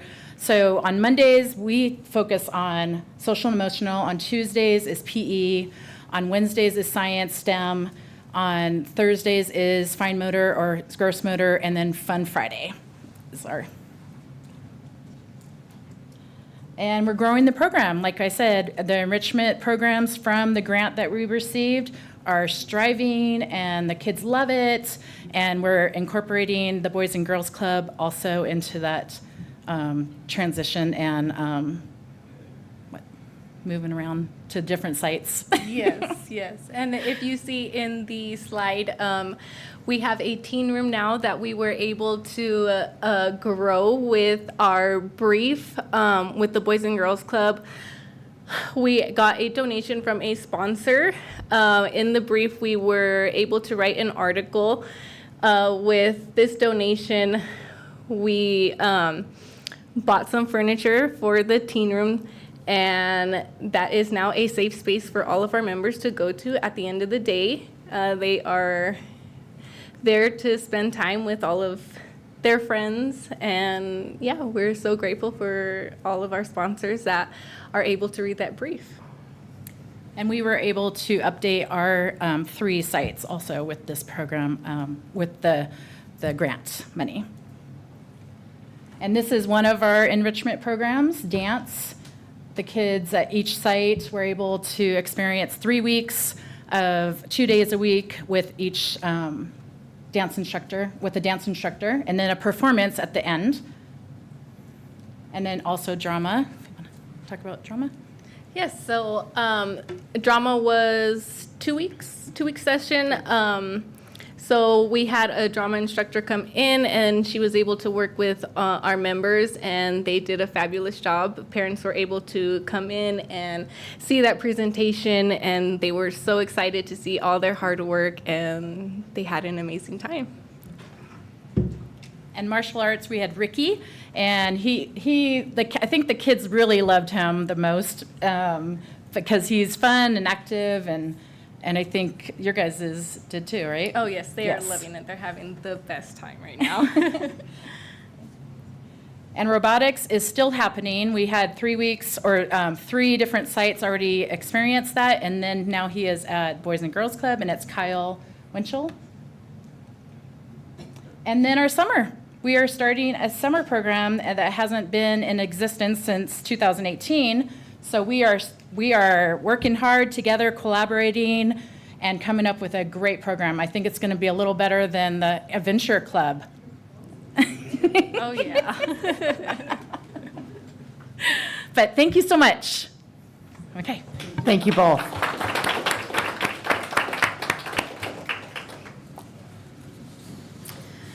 So as I wind down my report for this evening, just wanted to mention Sippin' with the Soup.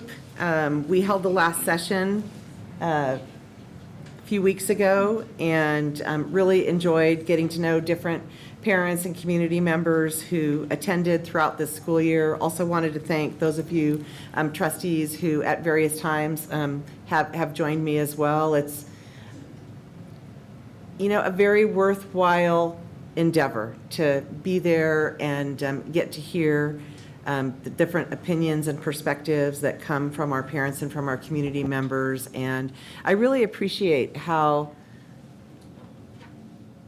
parents think about the opportunity and come prepared to share and talk, and not just in problem identification. That's some of what happens during those sessions is problem identification, but also very solution oriented and a willingness to come to the table and sit down and talk face to face. So I've really enjoyed each and every session and look forward to starting those up again in September for the new school year. So, and thank you again to all of you who have joined in.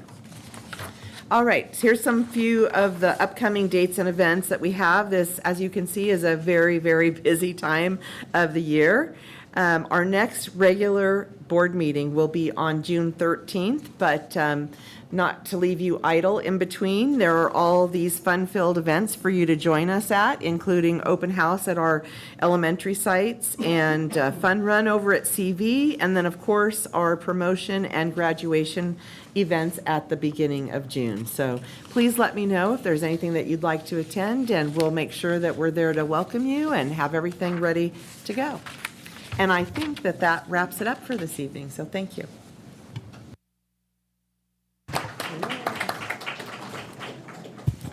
Thank you, Superintendent Larson Everson. Let's see. TAT, excuse me, TAT update, Ms. Bowman.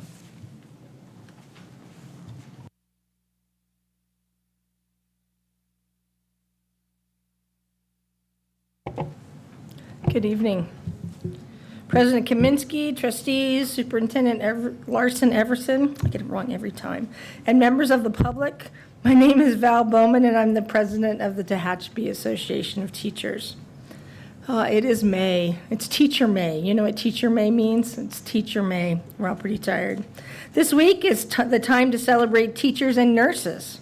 Currently, TUSD has about 190 certificated educators teaching a variety of subjects through the various campuses. Did any of you know that the suggestion for Day of the Teacher was first introduced in the 1940s? But it was Eleanor Roosevelt who pushed Congress in 1953 to create a special day to recognize the work that teachers do. Despite Mrs. Roosevelt's suggestion, the first Day of the Teacher didn't happen until May 1980. So TAT, to honor our members and those who we protect by the contract, Debbie Haberle's art class and her daughter Brielle have made ceramic apples for all the teachers and have done gift bags. The organizing committee of TAT did gift bags, and they're being passed out to every person protected by the contract this week to thank them for all the work that they've done this year. National Nurses Day happened 2 days ago. Jenna Burgess and April Drury are the TUSD certificated nurses, and they're also members of TAT. And together with their team of health professionals, who most certainly deserve to partake and receive recognition for their important contributions to the sites. In 1954, the first National Nurses Week was observed in the month of October to honor the 100th anniversary of Florence Nightingale's mission to the Republic of Crimea. I always tease and tell the nurses, and I tell my students, ice has wonderful properties. If you have a headache, you get a bag of ice. You have a boo-boo, you get a bag of ice. Your arm is broken, here's some ice. But in truth, where would we be without the incredible work that the nurses and their staff do for the schools? As of tomorrow, there are 21 days until the school year ends. Not that I'm counting. But between now and then, there are a flurry of activities for students and staff, as you pointed out in your last slide. Everyone enjoys seeing students so happy and doing so many activities. But on June 9th, don't expect any of us to be on campus or on campus too early, because many have already made plans to take trips, and I myself, I'm looking forward to sleeping in. So everybody, have a good month. Thank you, Ms. Bowman. CSEA update. Mr. Windsor, soon to be retired.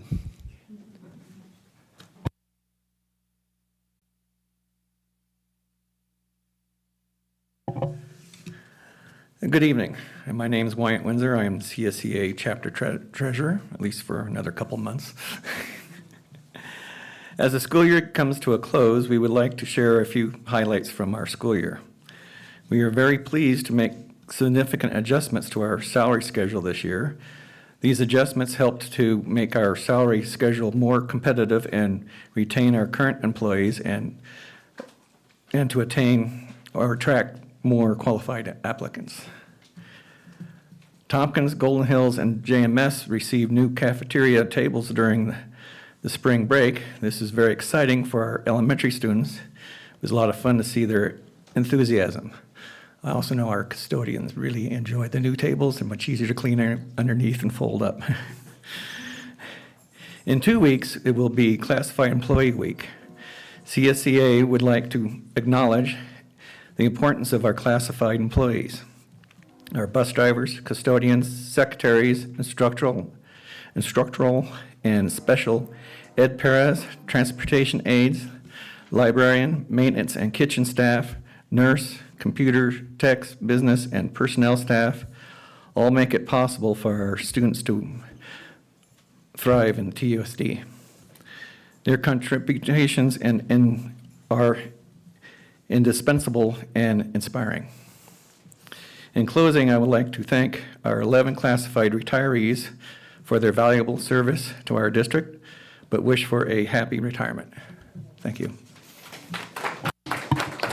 Thank you, Wyatt.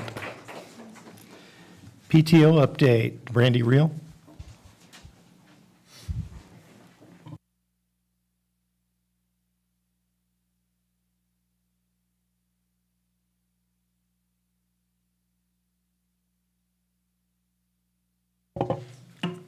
Hi. So I kind of got my life together and I made a whole spiel because I'm not going to remember all of the stuff. I don't know. You're going to have to advance it because I don't know. Our most recent fundraisers, we did a restaurant night at Chipotle, also a restaurant night at Red House Barbecue. Our Snack Shack is back, and we did some Spirit Sock sales. For the restaurant fundraisers, the restaurants donate a certain percentage of sales back to the PTO. Families get to come and eat and socialize with other families. We advertise it at the school and on social media. So there's some pictures from Red House. There were a lot of families there. For Spirit Socks, we had 4 patterns and 8 different sizes, and it was a lot of fun. That's them. They're really, yeah. So the weather's better. Snack Shack is back. It'll be out there tomorrow. And then what are we up to?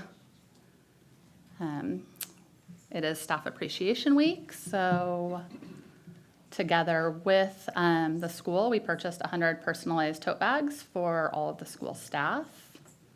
And we're providing classroom service this week. It's like room service, but it's for your classroom. So we'll come around and deliver something salty, something sweet, and something to drink. And it's not a lot for our teachers, but it's what we can do. We are working on a 5th grade gift. I'm not going to spoil it because I don't know. Maybe there's parents here. And we have plans for the PBIS Summer Extravaganza. We're going to be donating bicycles and helmets. And we're working on our teacher reimbursement program. All the teachers get $100 this year, $100 this year towards stuff that they've purchased for their classroom. Because, yeah, they spend a lot of money, and we're trying to help. And how could we forget the Day of Awesome? I know you've heard about it from other PTOs, but it started in fall. It's just a fundraiser, and it ends in this Day of Awesome. It's amazing. All the kids get to go. It's fun for students and staff. I'll show you later. And it legitimately is awesome. So there's 7 inflatables, like big inflatables. Yes, yes, we had our insurance. Thank you, Hojat.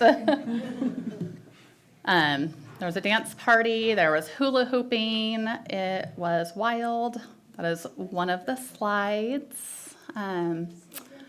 They had human foosball and dodgeball.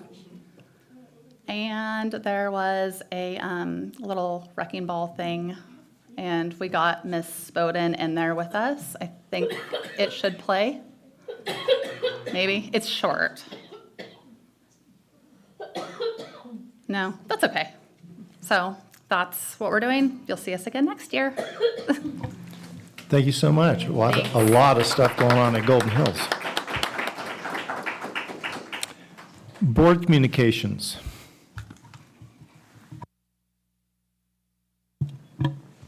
Let's see. I went to the play that they had at the high school, and we have some really talented kids. They were amazing. And the audience participation was a lot of fun. So I really enjoyed that. I went up to 5th grade camp. It was Golden Hills, and I made some new friends. We made a keychain together. I painted a rock, and I was asked to be in a play, a little skit. It was a lot of fun. So, what else did I do? I went someplace else. I went to the high school with Wayne and Paul, and I'll let them talk about it. And then I went to a meeting, right? The EDC meeting this month, so. You went to Sipping with the Soup. Oh, I was at Sipping with the Soup. I was busy. And I love camp so much, I think I'm gonna go back when Cummings Valley goes, so. Thank you, Clerk Wood. Trustee Cooper, would you like to talk about our visit to THS?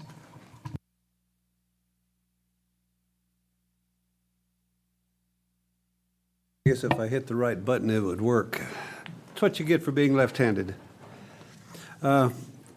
Made my second trip to a school site, coming on new. First time since the campus had been built that I attended or was up there. An amazing campus. We visited several classes, and we found out the secret about the red apples too before they were announced. So that was a good thing. Got to see a lot of activities. One thing was missing though. Several different instructors were on field trips, and it seems like they paid off, doesn't it? So anyway, had a good time, met some new people, and we'll continue to try to do the same with the rest of the campuses. Thank you, Trustee Cooper. I want to thank Mrs. Libatique for being an excellent tour guide and taking us wherever we wanted to go. Saw some great things, as has been alluded already. I went to the Tompkins camp. It was cold. It was cold. Everybody liked going into the mess hall because the heater was working very well. And I want to also take this moment to thank Justin Jansen from KCSOS. He was helping with I'm sure he's doing at the other camps, identifying rocks with our students, one of the sessions. And I had the privilege of attending as a counselor the Rotary Youth Leadership Award. And we had two students from from THS. One was Cole Porter. And I have to get this email right. We had a exchange student from Kyrgyzstan, Rosa Ashrabakova. I think I got that right. What an amazing young lady. We also had our club sponsored 4 students from Valley Oaks. And the reason I'm bringing this up is we're told as counselors to be on the lookout for outstanding students and that. But the kids, by the end of the third day, they pick their leader of their group. There's 8 groups, approximately 24, 25 kids in a group. And they don't know at the time, but they get the award in RILA. It's a scholarship. And so the 8 kids are told, they're pulled out of a dance that Saturday night and are sent to the camp office. And of course, us adults lead them to believe that they're in trouble when nothing could be further from the truth. And so as the camp director was talking to them why they were there, I looked at the 8. Elliot is from Valley Oaks. She was sitting there. Rosa, the exchange student, was sitting there. Cole Porter from Tehachapi High was sitting there. 3 of the 8 from counties of Kern, Santa Barbara, San Luis Obispo, and Ventura. 200 kids. 8 leaders picked, 3 were from Tehachapi. We were told that's never happened where one club ever sponsored 3 of the 8 leaders. So it's just I think it's a testimony to our community. Yeah, we'll take credit for the exchange student. That's okay. Technically, she's a student at Tehachapi High School. And anyway, it was just a thrill. And anybody else have a board communication? Okay. I had the unique privilege of doing something I'd never done before, which was doing a music festival. And I know, Clerk Wood, that you encouraged me to do this. And I volunteered as a chaperone, which is a problem in the first place. But Mr. Lowe approved me. Thank you very much, sir. Ms. McKim and Ms. Nettles were the leaders for the JMS Advanced Band. And just to sit there and watch all the kids perform is just absolutely amazing. The amount of time, and not just our group, because our group, got gold, whatever. But all the teams that go there and just perform and just see how excited the school was to receive them as a festival host. But then the teams from, I don't even know where they were all from, but all up and down the state. Yeah, they're small. I mean, you've got 10, 12 performances. But 5, 6 different schools. And if you ever get a chance to go to a music festival, just go. If you get a chance to chaperone with Miss McKim Hill and Mrs. Nettles, it even makes it more fun. And then if you decide to go with a group of 5 teenage boys to Magic Mountain, your back will thank you for a week. So I missed out of the 10 rides, I only didn't go on one. My stomach had needed a break. But yeah, it's just so much fun. So if you get a chance, volunteer. If you can volunteer at JMS, even better. And then if you can volunteer for the music, even more so. And then I would be remiss, and Dr. Porter, I'm going to call you out because I know what was told to me, and I know the rest of my board members are jealous as we sit up here. But I received my 3D printed orange fox, which is, if you don't know, the fox is Tila's mascot. This thing weighs half an ounce at best. And it's really cool, and I'm going to figure out a way to make it a necklace for myself, maybe. I don't know. But for the rest of you that don't have one yet, and Dr. Porter, this falls on you, we're all going to get one eventually, right? Right. And actually, Mr. McKay volunteered that he has the same printer, so maybe he can be convinced to help too. I'm just saying. So all in all, it sounds like we've all had a wonderful month. Fourth quarter has been amazing. And so it's an honor to sit up here and harass people, but also to sit up here and see the talent and the leadership that our community and our school is growing. It's phenomenal. Well said, Vice President Kelly. I couldn't agree more. Anyone else? No? Okay. Let's move to item 4, approval of amendment to contract of employment, the superintendent. This next item for consideration is a proposed second amendment to the employment contract for the superintendent. The proposed second amendment calls for an increase in the base annual salary by 8% to $186,649, effective November 1st, 2022. This reflects a commensurate percentage increase in compensation earnable as compared to the percentage increase granted to the certificated bargaining unit, which comprises a majority of the CalSTRS members in the district, effective July 1st, 2022. Is there a motion to approve the proposed second amendment as circulated to the board? Motion. Second. I'm sorry, President Kaminsky, before you conduct a vote, I didn't know if you wanted to call for if there's any public comments. It's my error, the way that the agenda fell, a little reorganized tonight to Was there any public accommodate our comment on this item? recognitions. Sorry. No, there's none. Well, I was hoping there weren't any, but nonetheless, it was my duty to just make sure that we got that in there if we needed to. Thank you. Very good. So it was motion by trustee Dune Sorensen and seconded by trustee Cooper that the board approve the amendment to contract of employment superintendent as presented. All in favor, say aye. Aye. None opposed. Motion passes 6-0.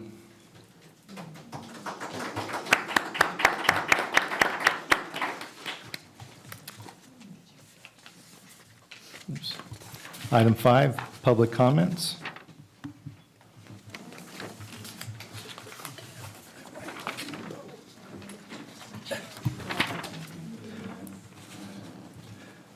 Public comments will be allowed. The board chair will recognize any member of the audience wishing to speak on items not on the agenda, but directly related to school business.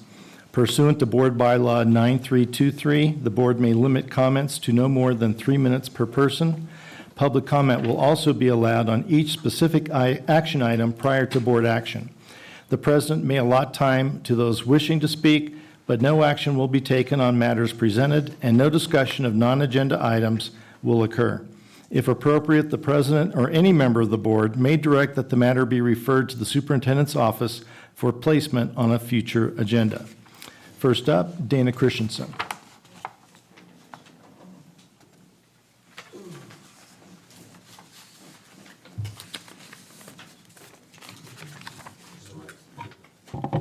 Oh, there we go. It being 4 years as a network administrator, you figured I'd be able to figure that thing out.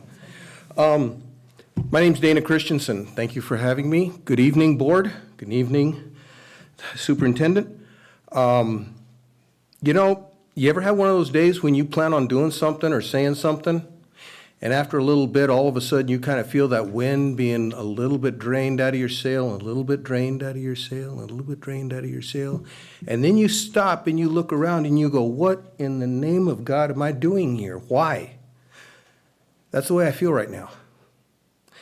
Because I came here with an agenda.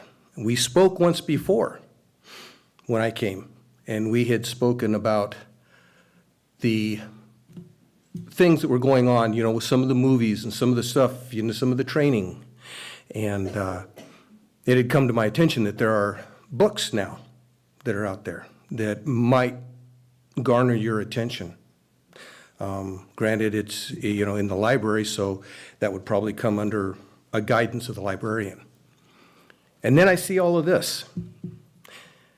And I see you have kids that are going to college, walking out of your high schools and going to colleges as engineers. Let your actions speak so loud that no one can hear a word you are saying. Your actions right now speak so loud that these kids are going to colleges, okay? I couldn't go to college. I couldn't do that. That wasn't my gig. Okay, I'm a tactile learner. You give me a set of wrenches and plans and I can build you anything you want. You give me a forest and a cat and I can build you a house. Okay, I couldn't do that. They're doing that. There's a young lady right now, and I don't know if any of you know this, graduated out of high school here. As of today, she got her appointment to the Naval Academy. These are the kind of kids, young grown-ups that are being turned out. I ran for school board. I ran against Deborah, okay? This shows the dedication and the concentration that you, as a team, are putting into these kids. Now, granted, I do a lot of fruit work. I eat a lot of fruit I've got for my diet and everything and such. And I don't know if y'all ever gotten anything from the store and you get it home and you open it up and oh, I got blueberries. I'm gonna eat my blueberries. And you start looking through it and all of a sudden you find out that there's some down on the bottom that are rotten. It's because of that one that was down there that was rotten. It didn't mean that they were all rotten. It's the same thing with politicians, it's the same thing with teachers, and it's the same thing with school board. I'll need you to wrap up, Okay. Mr. Christensen. Just because of one small thing, doesn't mean that it's all bad. This here proves that it's all good, that it's really good. I just urge you to take a look at the books. There are some books in our high school, in the library, that may not be what you really want to be there. So, thank you for your time. Thank you, Mr. Christensen. Gail Purdy.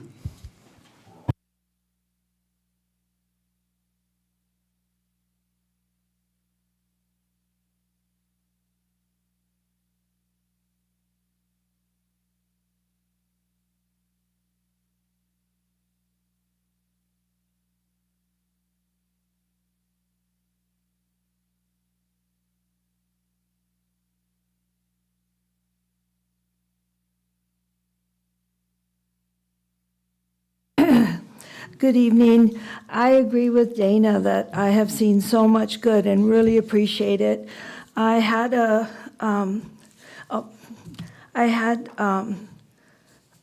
also want to recognize and celebrate the superstars and those who are graduating onto things more wonderful. I want to thank my principal, Kendra Bailey, and our vice principal, and our learning director, Jen Carr, for not only honoring our students, but also the staff this week. Thank you for the example set by our superintendent, who honors just about everybody, and it's really appreciated.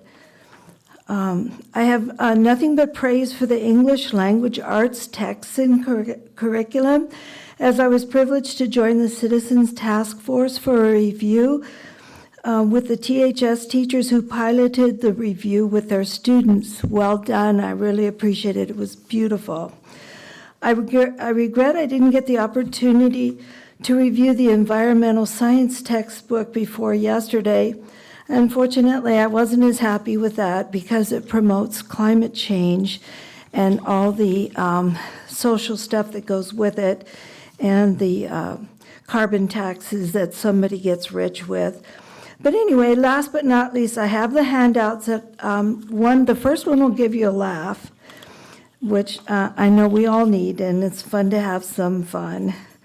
The second one is a head scratcher. It's like, that's interesting. And the other one demonstrates my reasons for being involved with the school board. Have a wonderful evening, and thank you for limiting the use of the chat GPT. Thank you. I'm very proud of you guys. Thank you so much. Thank you, Ms. Purdy.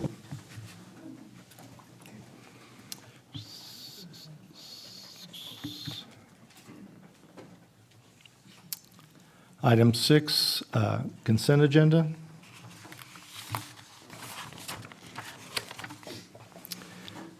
Of the 14 items listed, these are all items that usually don't merit discussion, but if any board member feels one needs to be pulled, please let us know right now.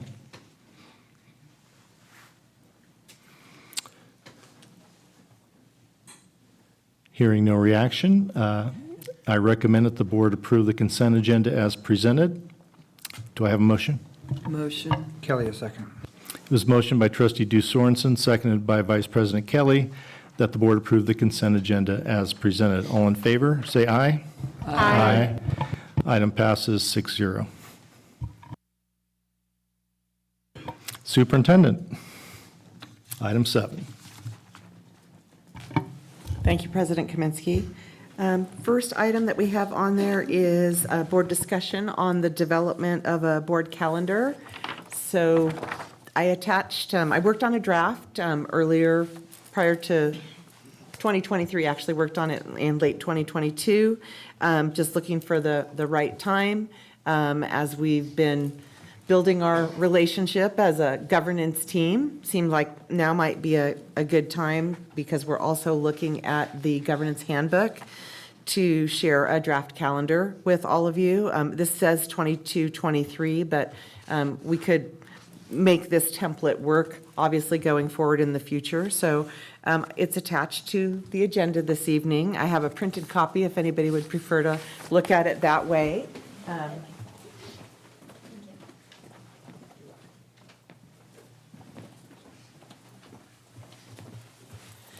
So really, the intent of the calendar is just to give us a tool and a visual, again, as a governance team, for you as the board to look holistically at big picture of a year and the different things that happen traditionally and are required by law throughout the different months of the year.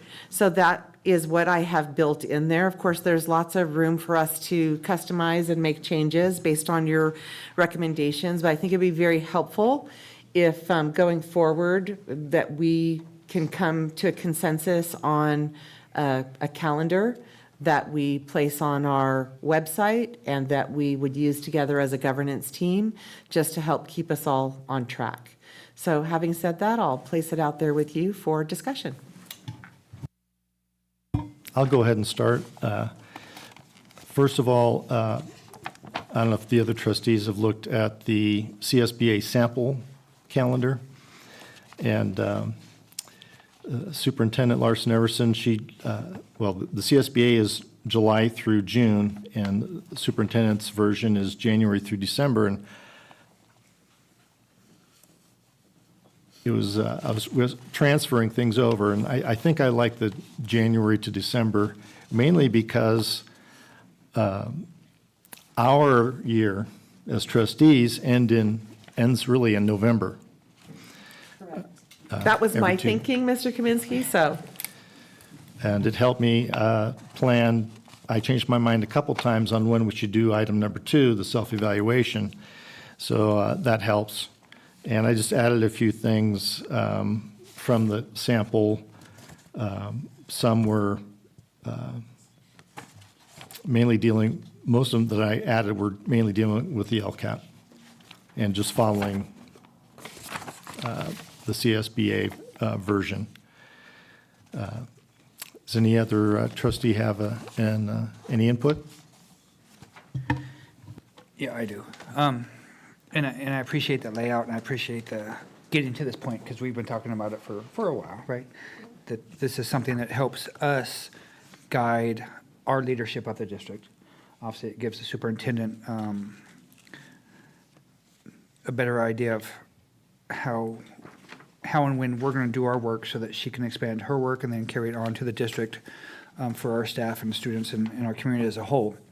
One of the things that I would like to either we're going to discuss it or think about adding or something for us as the board is the possibility of maybe a one-day retreat, maybe a one-day workshop prior to the superintendent doing the same thing with her administrators and her cabinet for the benefit of us, becoming more cohesive, but also give her a last-minute chance to fine-tune her presentation for her staff so that she can tell us what she's got going on. We can think about it together. Obviously, we're not changing it the day before, but I mean, it gives us some input into what's going to happen so that we can support her as well.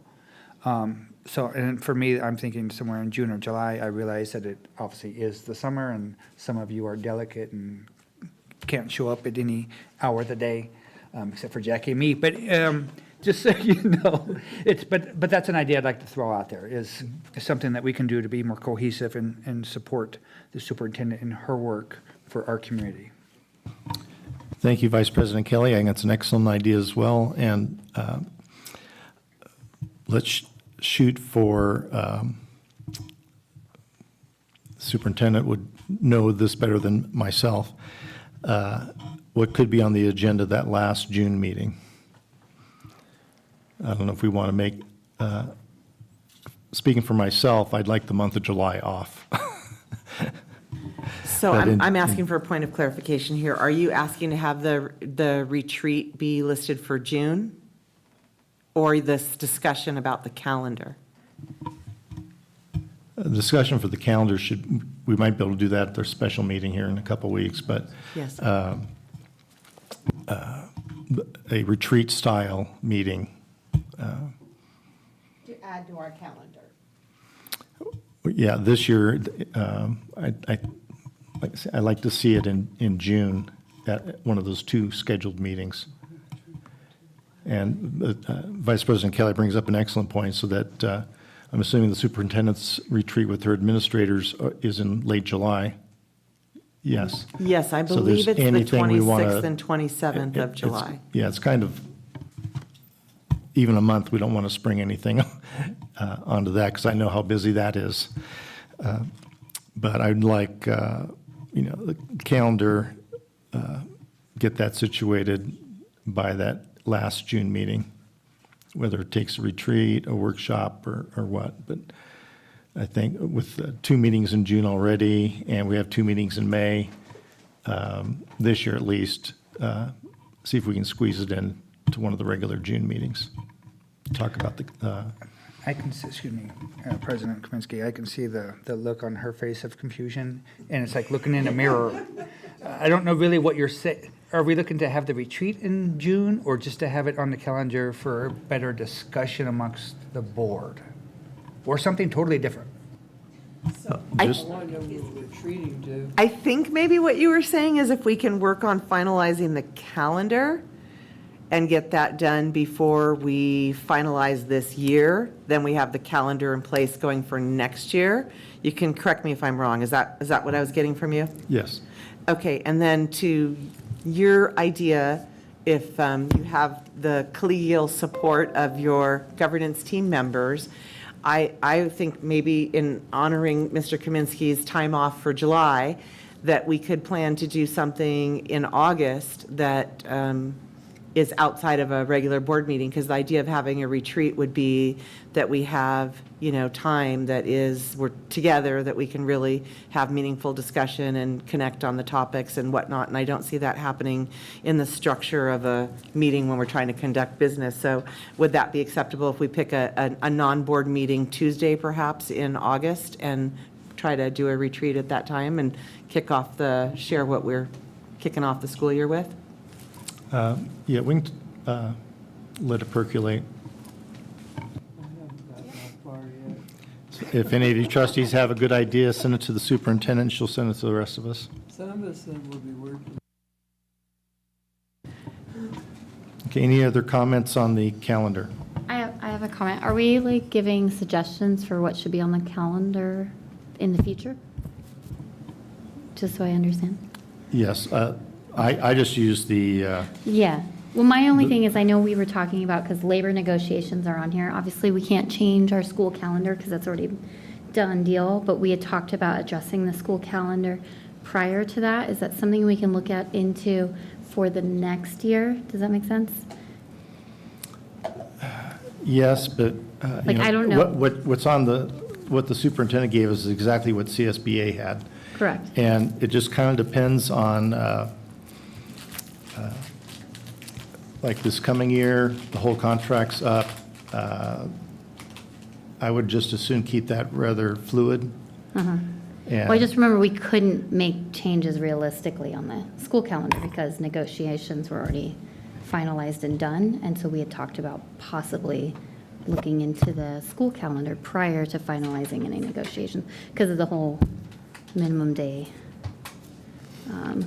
Not to get rid of them, but to like change up how that's So done. that's a negotiations item that's involved with the contract. So whenever negotiations begin and whenever they end, then that would be the window of opportunity Right. to try to Yeah. adjust that item. But it's really kind of separate from the governance team calendar. Right. Okay. Because I didn't know, that's why. we have to work in partnership with our collective bargaining units. No, of on, course, yeah. You know, when we sunshine, we've been in discussion about that. We know the governor's budget is going to be coming out and getting more information and clarified for us. And then the fall, we'll have some more information about enrollment and whatnot. So it's a little bit fluid. But yeah, that definitely would be something that we're looking to wrap up at the earliest time frame possible. Vice President Kelly? Trustee Sweeney, just to make sure that I'm understanding and I think to offer some advice. Yeah. And the future item thing still drives me crazy. But I think if you take the time to put your thoughts on paper, send them to the superintendent and the president both, it'll make it clearer for you, and then we can possibly get in on future items and have a discussion here to see what we want to move forward with, if anything at all, right? And then at that point, whether it's a year out, 5 years out, 1,200 years out, whatever that number is, at least we've discussed it as a board, which I think is extremely important. Agreed. And knowing that it's not going to be anything immediate, but it is something that we as a board want to look for, or at least discuss for our district. Does that is that? No, that makes sense. Okay. Any other discussion? So, again, just clarification on my part for the draft calendar. It sounded like, Mr. Kaminsky, you have pieces that you'd like to see added in? Yes, I can send those to you or meet with you, and Perfect. my writing doesn't do well when I've got a small space. No worries. So if there's other input or suggestions, if everyone could send those to me, and then we can hopefully resurface this item in June, right? Take another look and have further discussion? Yes. Okay, perfect. Thank you. All right. Item 2, board discussion, self-evaluation.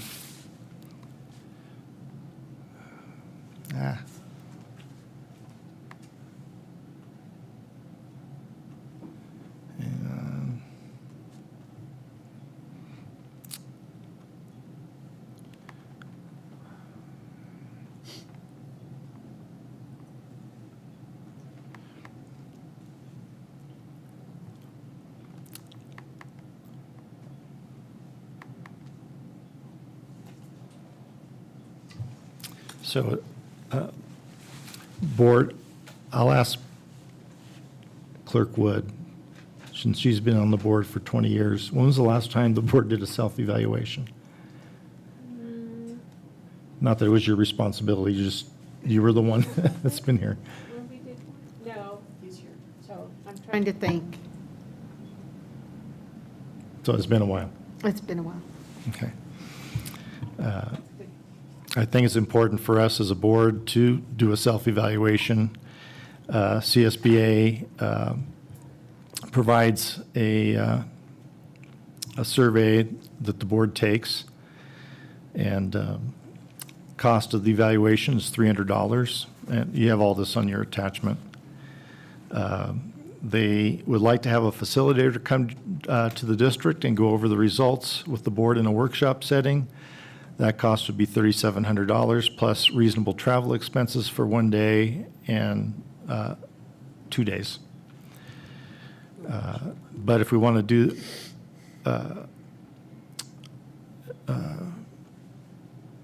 we can start it now. I know I've had a discussion with a couple of you doing it in June. It's probably too early.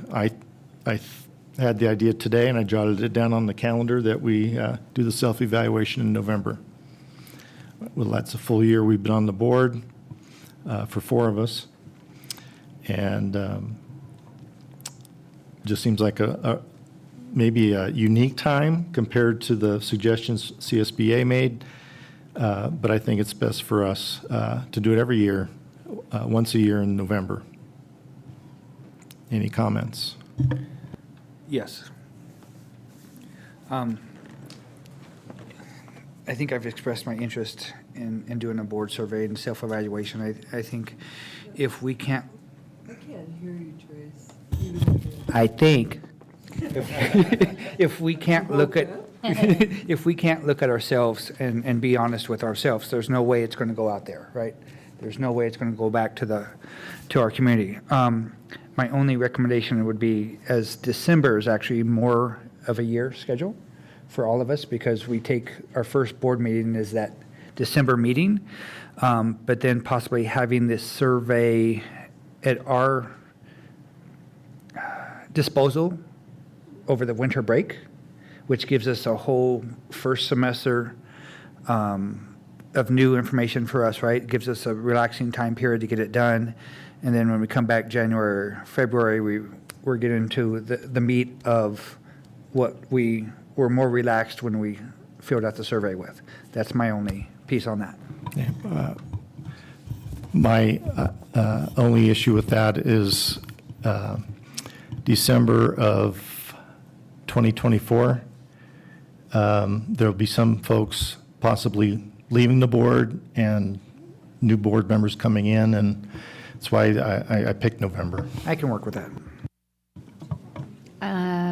I would recommend October then, because if we're doing it every year, people are typically sworn in November. So if it's that first person, like if you're having it, that person might have not been on the board yet. So wouldn't like the month before. I don't remember dates exactly. So Yeah, it's the new board members come in December. Okay. I So couldn't that's why I remember. picked November, I just yeah. felt like I was already. Okay. We might need the extra month, we'll see. Yeah, makes sense. All right. So anyway, the board and the district executive assistant, whoever that, I would think why she doesn't say superintendent, but will receive an email the day the self-evaluation is set to begin, with instructions on how to access and complete the online survey, and they'll be able to generate the report within 2 business days. So we just need to give this some thought. Do we want them to come up and go over the results with us, or just get the results and report after we get the results back? It sounds like you're talking in thoughts. I can't hear you. Sounds like you're talking in your own mind thoughts, and I'm lost. Well, this is just a discussion, correct? So we have time to think about what we're talking about, when we would be evaluating ourselves, the timeline of it. We're talking in November, and we're talking about people that would come facilitate it. November's appropriate, because then we've served almost a year. Yeah. And then we're talking about who would be facilitating it and that process. Okay. So, and that's in this information right here? Yes, on the Okay. attachment. President Kaminsky, do we know the number of days that the survey would be open for us? Or is that to be discussed and we can determine as we move forward? The way That's I read it, something- I just don't know. Yeah, I don't see it either. It does say there's a 2-week window to have access to the survey online. But I just need some idea tonight so I can reach out to the contact at CSBA. Okay. And then the second question or concern is, are the results open session or closed session? I would think they would be open. I would hope, yeah. Yeah. Okay. So yeah, I'm good with November. I would prefer to have somebody come here and not only share with us, the board, but share with the community members as a whole. Okay. Very good. Any other comments on this? Yeah. So President Kaminsky, are you wanting to see this item come back, or do you feel that you have the consensus? I think we have consensus to do the survey in November, and I'll reach back out to the contact at CSBA, and when I get more information, we'll go from Very there. good. Okay, then I'll go ahead and add the board self-evaluation onto the governance calendar for November. Great. Got Thank it. you. Thank you.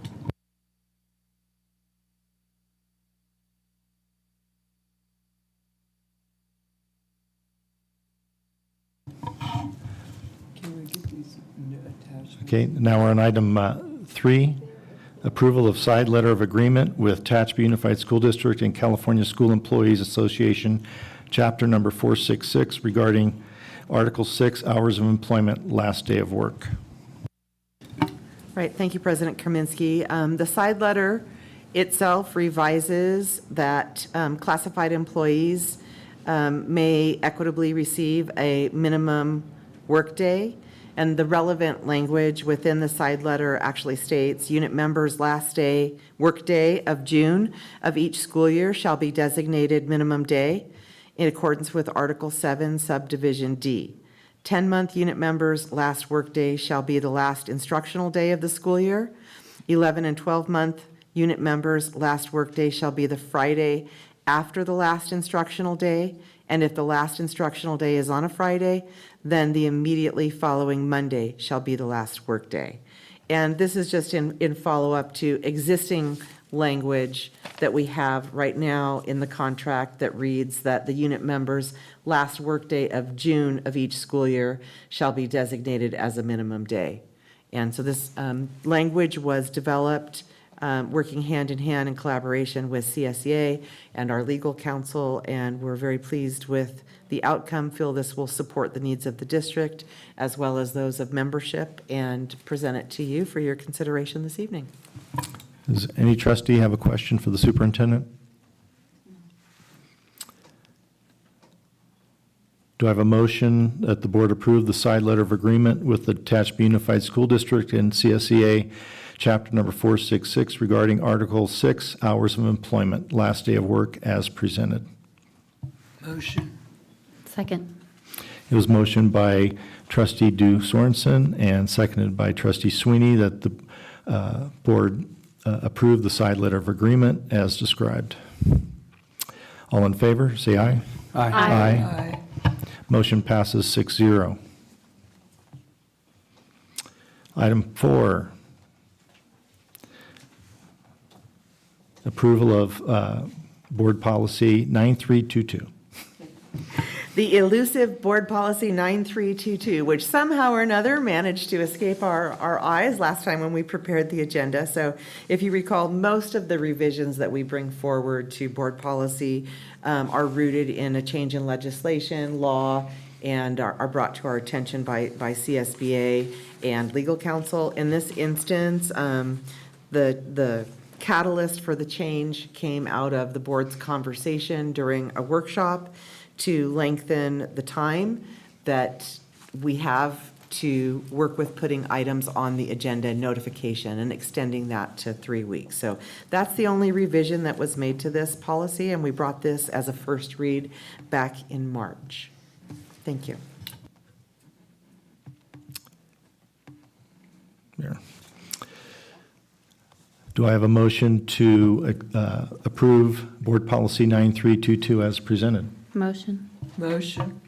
It was motioned by trustee Sweeney and seconded by trustee Du Sorensen that the board approve board policy 9322 as presented. All in favor say aye. Aye.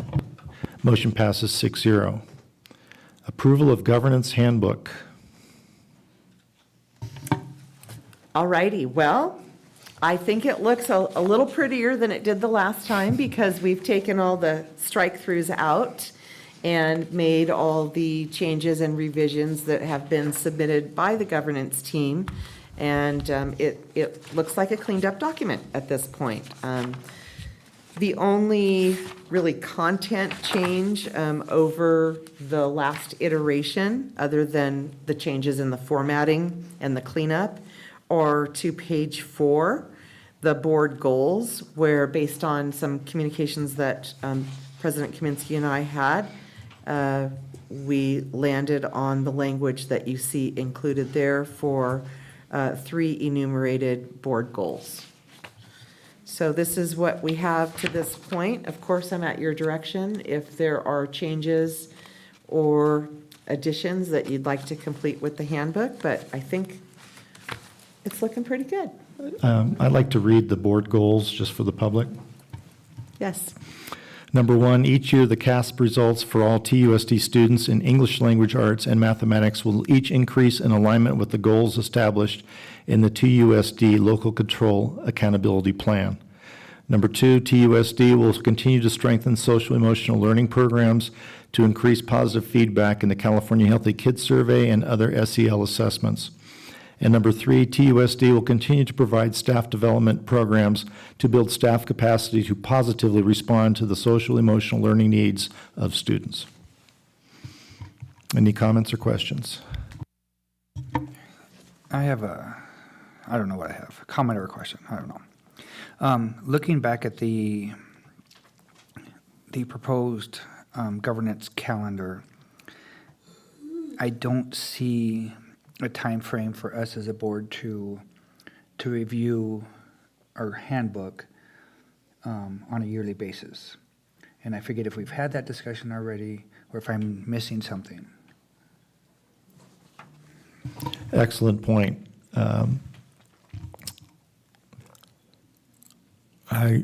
My first thing that comes to mind is possibly in that proposed August workshop, but possibly I'm open to any ideas. Well, would it make sense, Trustee Kelly or Vice President Kelly, that after the board completes their self-evaluation and has feedback, things that are tangible, then we could then make adjustments to the governance handbook? So if we're looking at November for the self-assessment, then maybe January, February, we could look at governance handbook? So I was thinking that makes the perfect sense, is to have it after our evaluation so that we know where we're at, right, and where we want to go forward. But as President Kaminsky brought up earlier, every 4 years, we're going to hit a blip with that, or every 2 years, actually. We're going to hit a blip with that. Because if we have self-evaluation in November, 3 weeks later, maybe we have 2 new members or 3 new members. Or 4. Or 4, which I still think is okay. I don't think any newly elected potential board member, hopefully that wouldn't be their first meeting, right? So hopefully they would have we've done a well enough job to prepare them for what's coming, that they've been involved. So I think February might be a little far out, and I know January or December we only have 1, and then we have all kinds of stuff again. So maybe early January would make the most sense. Yeah, I was thinking, like we had workshops this January, so I was that going to say, January, if you look every at the year in calendar, January. we're already reviewing ethics and Brown Act reviews and governance team norms. It would make sense to put that along those lines. Okay. I have that noted. Yeah. Any other comments or questions? I would just like one, when we vote for it, I'd like one printed to carry with me. It would be our pleasure.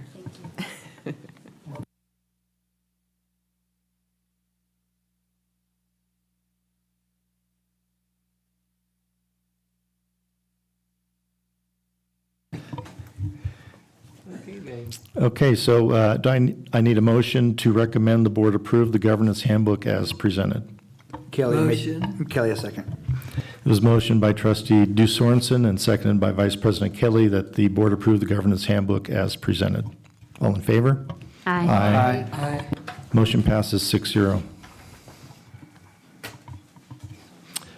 Item 6, approval of Citizens Task Force CTF representative for 2023.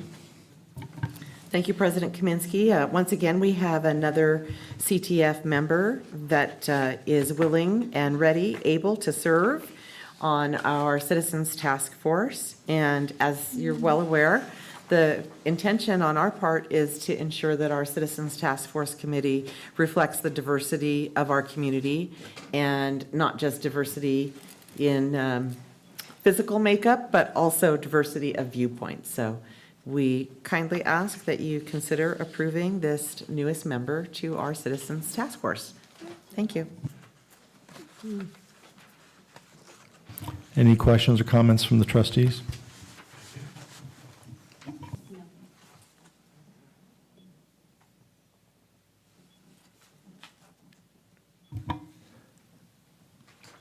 I need a motion that the governing board approve the appointee as presented on the attachment to serve on the Citizens Task Force. I'll make the motion. Motion. It Second. was motioned by Clerk Wood, seconded by Trustee Du Sorensen, that the board approve the Citizens Task Force appointee as presented. All in favor, say aye. Aye. Aye. Is Motion passes 6-0. is this the person? Yeah, right here. Item 8, business. Number 1, information item, presentation on planned maintenance and facility projects for summer 2023. Mr. Endazari. Thank you very much, President Kaminsky. This is exciting.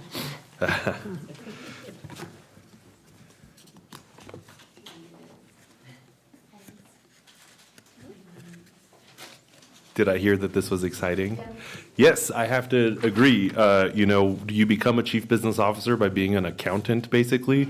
And then once you get here, you all of a sudden, facilities, school buses, meals, so it's very exciting. So there has been a learning curve. So I'd like to give a lot of, thanks to the maintenance and operations team. They've been very, patient with me with the learning curve. But it has been one of the best parts of the job is to kind of align our budget with not just seeing numbers on a sheet, but the things that we can do and how we can serve our students. So we're going to get right into some of our summer proposed projects. First of all, I'd like to comment on the input, right? It has been made very clear to us by the superintendent that collaboration is very important and the decisions cannot be made in isolation. And so it's very important not just to hear from, maintenance, but speak with site administrators, walk the sites, speak to our leadership groups, hear from parent community groups, identify our own facilities and maintenance needs, and then with the formation of the Facilities Advisory Committee, that has been really helpful. At the last meeting, we expressed some of the summer proposed projects that we're talking about here, and we did get a lot of positive feedback, which was very exciting, how we know we're headed in the right direction. Next slide, please. So I'll break down the projects by site, and these are proposed projects that we know we want to get into, similar to projects in your own home. Once you start working on this, then you have to, well, maybe while I'm here, I might as well tear down that wall, or I might as well repair that thing, and then before, things start to expand. But these are certainly our priorities as a district, and then also our priorities for the summer. And just the things that we want to tackle and get done. Next slide, please. So at the last time we proposed the summer projects, we talked about one of our top priorities, which is the field maintenance. Field safety, not just athletic fields. I mean, this is the areas where our students at the elementary schools play, where they walk from class to class, and also just the subject of curb appeal, right? Kind of demonstrating a pride in our schools, a pride in the community. And so we had added FTE to ensure that field, that all the open campuses are being maintained, free of safety hazards. And that has been going really well. It was something that I was warned, you're not going to see the benefit of that for a while, but over time, as long as we're consistent, that's going to prove to be fruitful. And we've received a lot of positive comments about how our schools are looking, how our athletic fields are looking. I know the JV fields need some attention, but we've gotten a lot of positive comments on our baseball field, our softball field, and for varsity and how that's going, and that's very exciting. So that continues to be a priority for us, because the second we stop being consistent with it, it just goes back, it won't take long before your site might even look abandoned if you're not consistently on top of it. So that's been a big priority for us. Safety. We've talked a lot about school site safety, especially given, some of the things on the news, but that nonetheless, one of the projects that we are about to complete this year is installation of privacy film for any classrooms or any parts of the school that are facing out publicly. We also had the installation of the locking mechanisms on the front administration doors. That is a project that's continuing. We've completed some sites and are hoping to be completed with all sites by the end of summer and the beginning of the next school year. Mr. I'm sorry if I might, because I'm not sure everybody's catching that. This is an automated locking system that we can remotely, if there's an urgent situation, that with the push of a button, that door that goes into the reception area of each school can be locked. Because it's, we don't want to lose seconds while people try to find their keys, or maybe find a person who has the key, those kinds of things. So this is really right up there for us, very important. Sorry to interrupt. Thank you. Another top priority for the summer is the solar project. So now that we have, this has been a project ongoing since 2020 in the planning phases, and we're excited to begin kickoff in July, prioritizing any of the campuses that have the canopies or just anything that would disturb the opening of school. We want to, if we start the project in the summer, we hope to, our goal is to complete it. So that includes things like the THS parking lot, the canopy over at Tompkins in the playground area. The ground mount options, those are kind of a little more flexible. So we're excited to get this going and kind of reap the benefits, and as well as, kind of the benefits of using renewable energy, improving the schools, whether it's accessibility or just the appeal. It's very exciting for us. Next slide. All right, so starting at Cummings Valley, this is just a summary of the projects that we have so far that we'd like to tackle. That includes repainting the yellow lines to the classrooms. If you haven't been to CV, they just kind of direct the students to where to go and give those a refresher. Painting exit arrows on asphalt parking, essentially the same thing, but for adults in their cars. Privacy fabric for kindergarten fencing, improvement to the septic system, not to say that it is not functioning. It is kind of a thing above an accountant's understanding, but this is going to ensure that it is used at its full capacity and does not kind of risk breaking down on us throughout the school year, especially with inclement weather. Freezing temperatures has kind of puts a punishment on our systems. And we'll also be looking to resurface the walking track. Next slide. I just want to reiterate that when we were out at CV, having experienced septic issues when I was principal there, Mrs. Markison assured me that that was not the case, but as long as we stay on top of it, great. I do have a question on the privacy fabric on kindergarten fencing. That's on the back side of the campus? Yes, so that was one of the requests for the site. We haven't had a chance to talk to the principal. When we ran this by the superintendent, she had asked about the, because we did do this at Golden Hills, but and we plan to do it at Tompkins. It's not necessarily a need or a perceived need.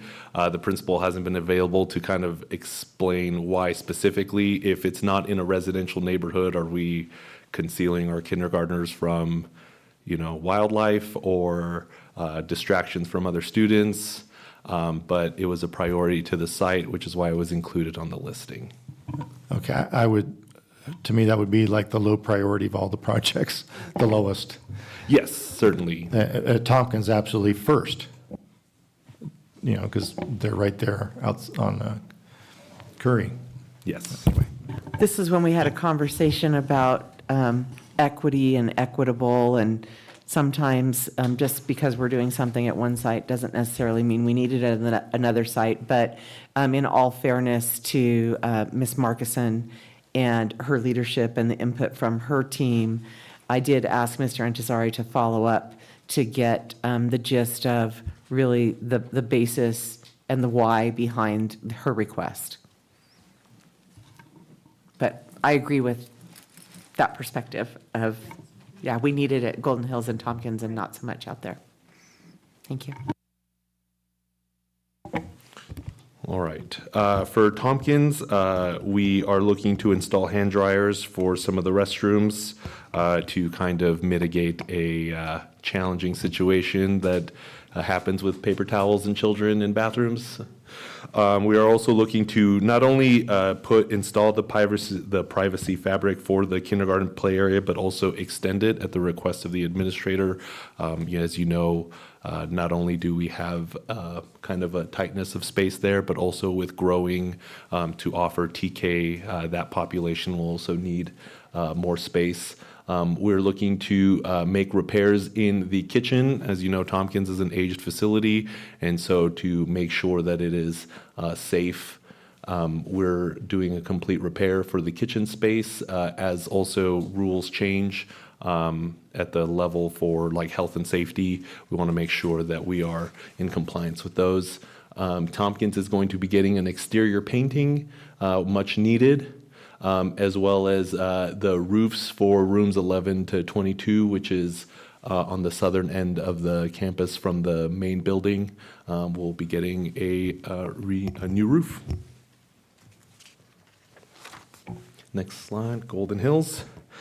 Here we are looking to replace partitions in the restrooms, just some restrooms in elementary schools, middle schools, actually all schools, they just take a beating. So this is a much needed upgrade.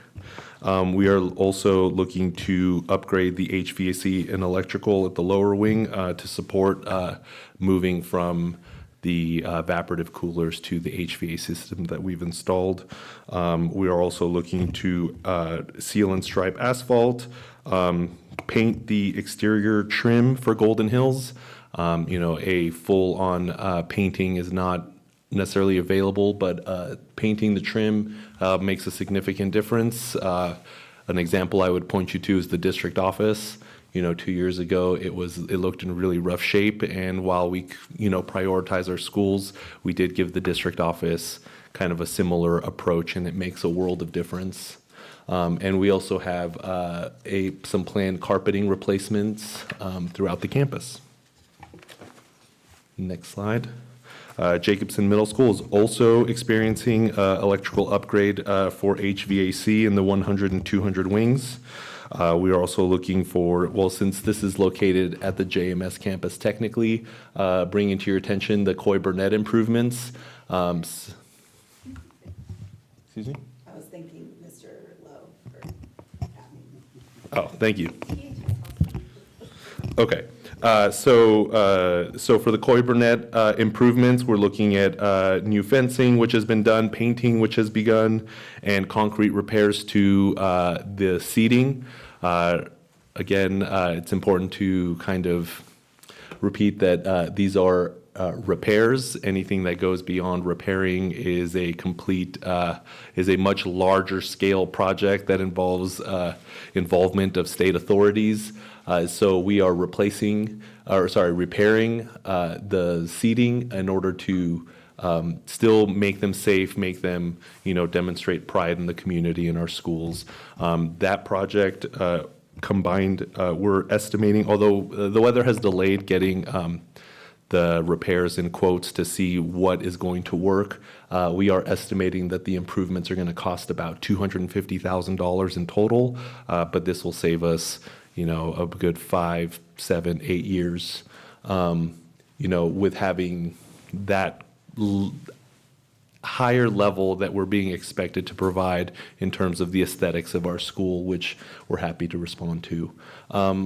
JMS is also receiving a replacement seal and stripe of asphalt, replacing partitions in the restrooms, as well as some roofing, specifically replacing the roof of the band room, and then making repairs over the cafeteria and the kitchen. The kitchen will also be getting some, if you don't know, our central kitchen is located at JMS, and that will also be experiencing a facelift and some repairs that are much needed. Does the 300 hall, it doesn't need an electrical upgrade? Or has it already been done?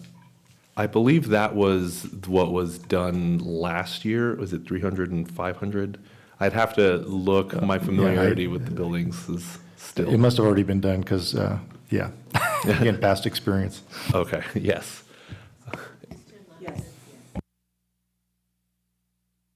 We got confirmation that that Okay, is. thank you, Mr. Liu. All right. For Tehachapi High School, a recent addition to the list was a refresher of the THS Warrior logo on the gymnasium. And this is kind of where I've really learned and grown a lot is, we have a deferred maintenance plan where, our facilities director has in the out years made plans of like, okay, next year we should be prioritizing this, and then after that and after that. And THS is on schedule to get some paint for next year. We just aren't able to accommodate it in this year's schedule. But in having a discussion with the superintendent and our cabinet staff, it's, for me as a money person, right, it's kind of hard, like, well, if we're going to paint it next year, why would we paint it today? And I was encouraged to go look and see the side at what it looks like, and is that the sign you would expect from a California distinguished school? Is that what you would expect it to look like if it's Warrior Pride? And so, needless to say, it made it on the list. And so it's just been, not a lot of these things are always money decisions, and which I've really appreciated.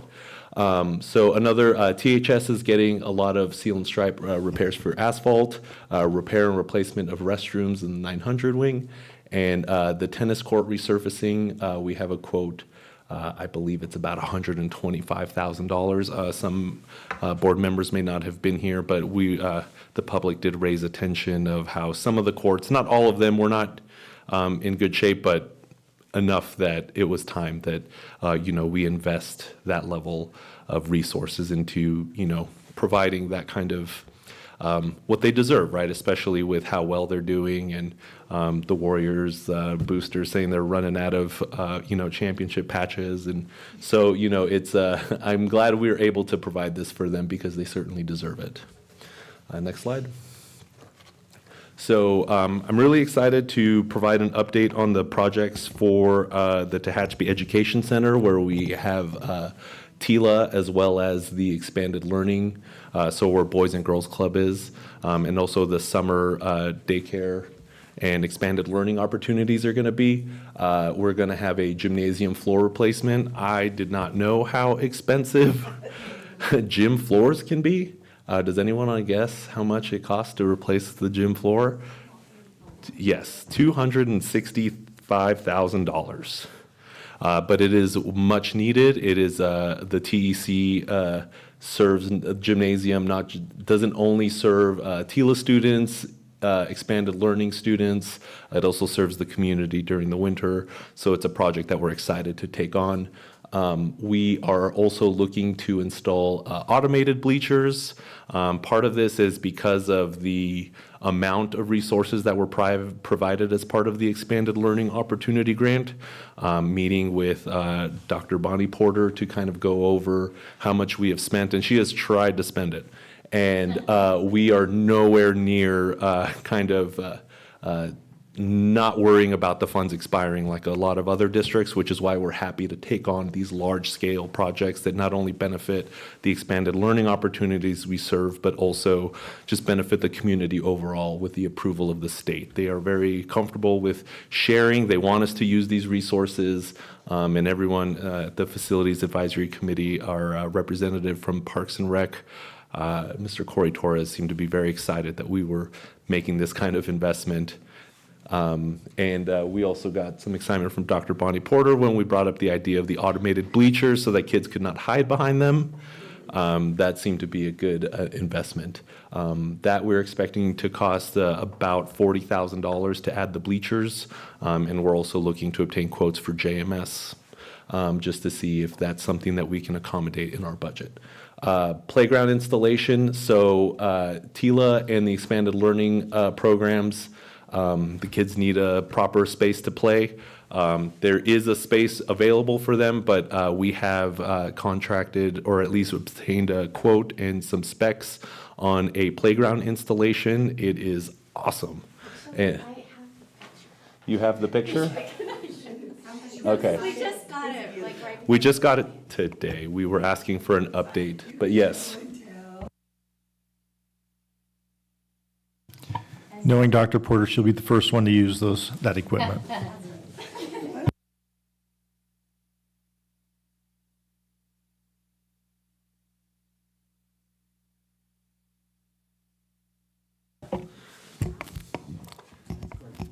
Yeah, the expanded learning funding has been great. It's also been talk about maybe something that maybe the state was a little too generous with. But in the meantime, while we have it, we're definitely going to use it to the best that we can.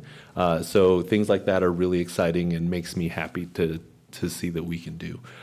So the playground installation, we have estimated that what's being brought in front of you is $251,000 for the installation of the playground and about $55,000 in setup costs aside from the installation for fencing, since this is going to be for young children, and it's close to the boulevard, it's important to make sure that they're safe and contained, and also just concrete pouring to ensure that there are no trip hazards and it's safe approach. We are also going to be focusing on building A, roofing repairs. Just the TEC is one of the older facilities we have, and so there's constant needs for upgrades and repairs. And so the next time we have that kind of weather, that we don't see the kind of leaking and stuff that we saw this time. So we're very excited to bring these forward. Not to leave the other sites behind. Next slide. We do have a transportation department. Obviously, we have a district office and we have a maintenance yard.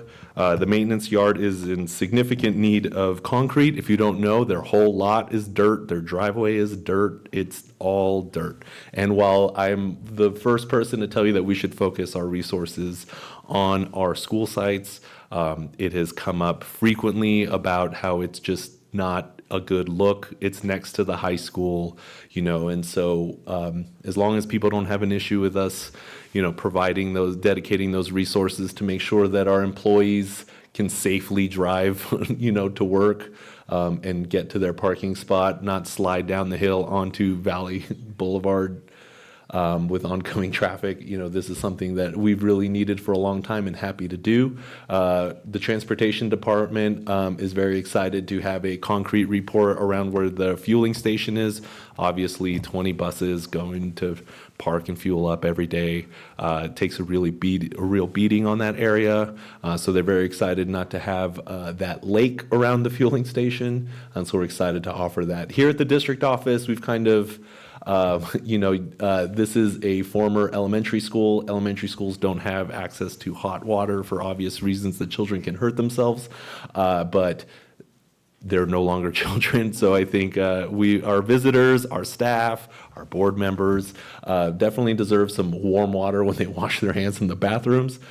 So that is a project that is being undertaken here. And not to forget the large-scale solar project that we're going to be kicking off in July, extending through the summer, partially into the school year, whatever we can, and then into the next summer. And that's it.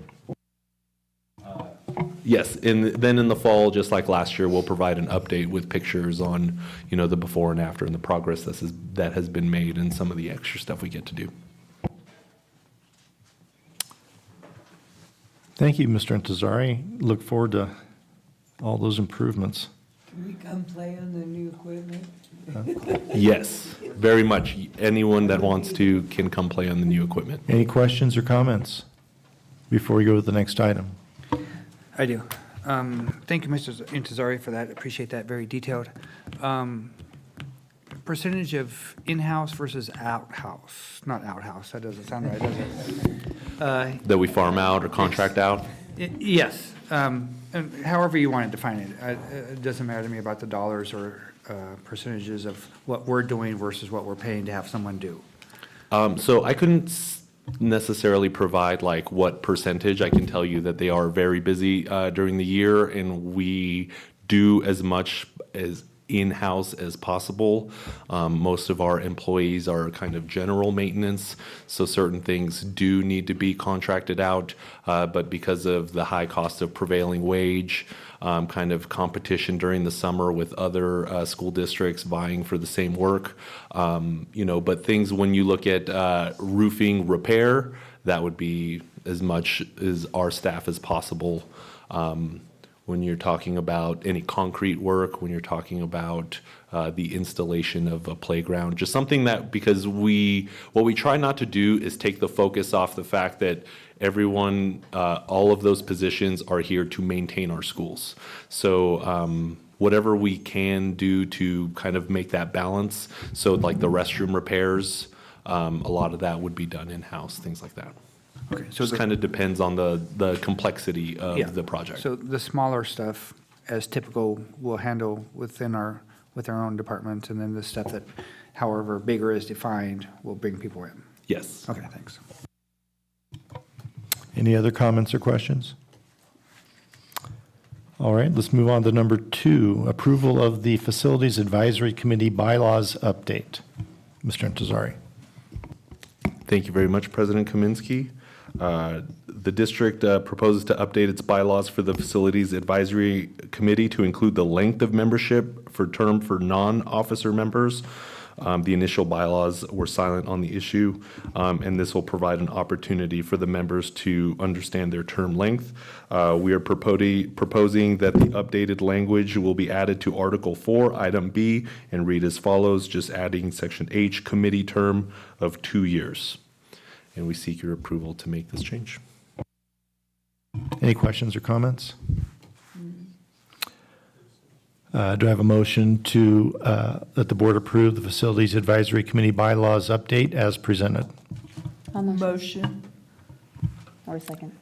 It was motioned by trustee Du Sorensen, seconded by trustee Sweeney, that the board approve the Facility Advisory Committee bylaws update as presented. All in favor? Aye. Motion passes 6-0. Item 3, approval of student member for Facilities Advisory Committee. Mr. Intezari. Thank you, President Kaminsky. So at the December 2022 regular board meeting, the governing board approved the formation as well as appointing the membership. We have 13 seats for voting members, not including the 2 board member seats, and we still have 1 seat vacant, which is for a student member from the secondary classification. We did not receive any applications, but now we have, and so we present you the application for the student seat for your approval. Any questions or comments from the board?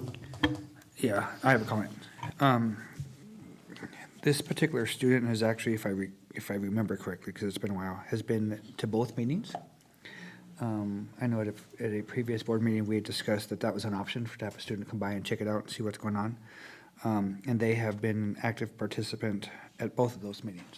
So it's nice to see the paperwork. Very good. Anyone else? Do I have a motion to, that the board approve the student member for Facilities Advisory Committee as presented? Motion. It was motioned by trustee Cooper, seconded by trustee Du Sorensen. The board approved the student member for Facilities Advisory Committee as presented. All in favor? Aye. Aye. Motion passes 6-0.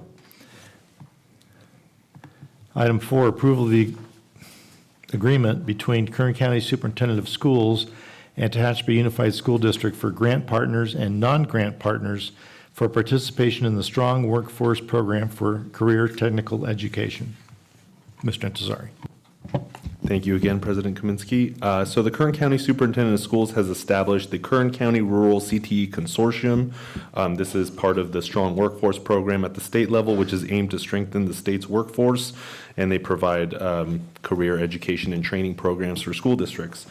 So the purpose for creating and supporting CTE pathways, staffing, the agreement is for the purposes of creating and supporting CTE pathways, staffing, establishing a credentialing program, and KCSOS has allotted $20,000 for this fiscal year and $33,125 for the next fiscal year in reimbursements for supplies, and $51,500 for this year and $67,000 for next year for services related to the program and the consortium. There are other funds available for supply reimbursement for distributing recruitment materials, but in total, the agreement will provide, is stated effective beginning January 3rd through 2022 through June 30, 2024, and will provide as a whole up to $188,681 to the district as a grant member, as a grant partner, for in total reimbursement for supplies, services, recruitment, expansion of the program. This comes at no cost to the district, is intended to support us in providing and improving those CTE pathways, and we seek your approval to enter into this agreement. Any questions or comments from the board? Seeing none, I need a motion for the board to approve the agreement between Kern County Superintendent of Schools and Tehachapi Unified School District for grant partners and non-grant partners as presented. Motion. I'll second. It is motioned by Trustee Du Sorensen, seconded by Clerk Wood, that the board approve the agreement between KCSOS and TUSD for grant partners and non-grant partners as presented. All in favor, say aye. Aye. Aye. Motion passes 6-0. Item 5, approval of the agreement between Kern County Superintendent and Tehachapi Unified School District for STEAM Camp. Mr. Intezari. Thank you, President Kaminsky. So this agreement is for to provide 70 TUSD students to participate in KCSOS's Summer STEAM Day Camp on Thursday, June 22nd. The cost to participate in the camp is $60 a student, plus there are fees for train rides and a zookeeper talk. So the entire agreement is $4,345. That does not include any internal costs such as transportation or snacks, but the entire cost of the agreement will be covered by the Expanded Learning Opportunity Program, as these funds are intended for additional instruction time and enrichment opportunities for students, and we seek your approval to enter into this agreement. Any questions or comments from the board? I have a question. Trustee Du Sorensen. What's the acronym STEAM stand for? Science, technology, engineering, arts, and math. Mathematics. It was a test. I have a question. How are these students selected, get to go? Because I honestly just don't know, so I'm curious. Dr. Porter. Yeah, sorry. So this is part of our summer camp, the 30-day. We're required by our grant to offer a 30-day summer camp. So it's for TK through 8th grade students that are attending the camp. And we're partnering with KCSOS. And we're also partnering with them to help set up STEAM activities during the time they'll be over at the Tehachapi Education Center. So it's not a selection per se, it's whoever signed up for camp. Yeah, we're trying to do lots of stuff with them this summer. So it's more of a STEM program. No, it's STEM plus the arts. They've included all of those. Yeah, and the camp has a different theme each week, but they're going swimming, they're going to the park, they're going to the mud hut, they're doing all kinds of stuff. Yeah, And we also have a very academic component because we're having teachers that pull kids out and work with them in groups, small groups, Mrs. Cherini being one of them. We're still looking for another one. But they'll be doing like an academic component in the mornings with reading, journaling, math activities, and science activities. Thank you.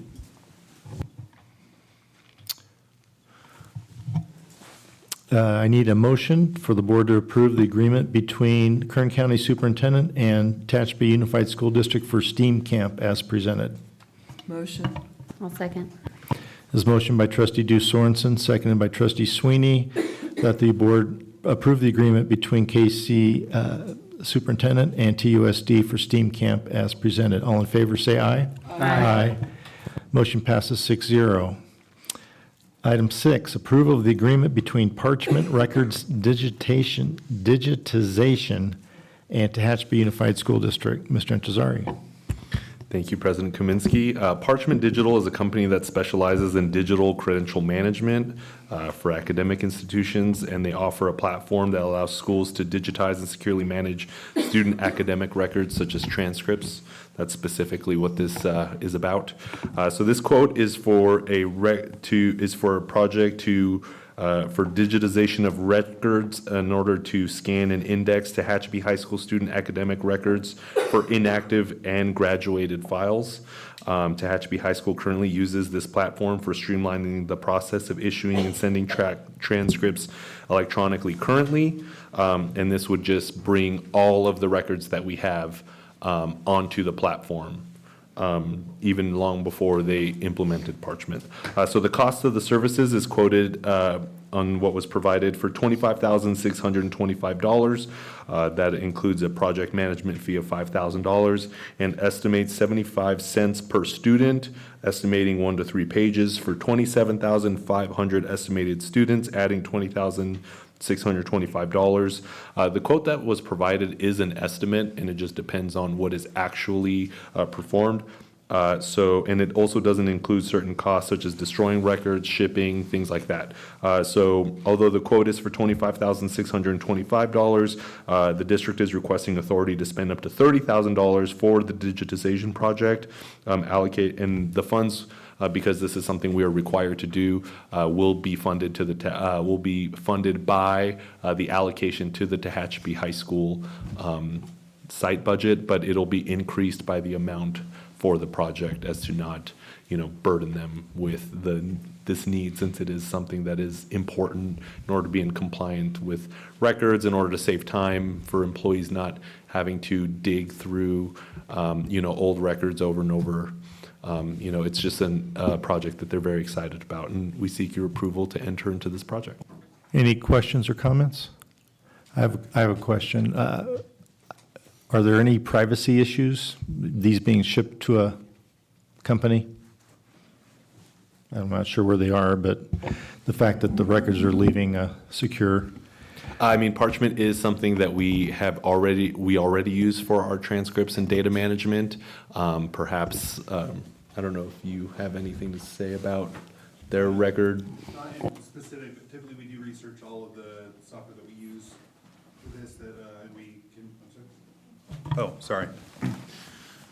typically we do research a lot of the privacy concerns. They have to be compliant with California that has very specific privacy laws that are not something that the rest of the country has to deal with. So we usually have agreements written in with California-specific wording to make sure that the student privacy is. Thank you very much.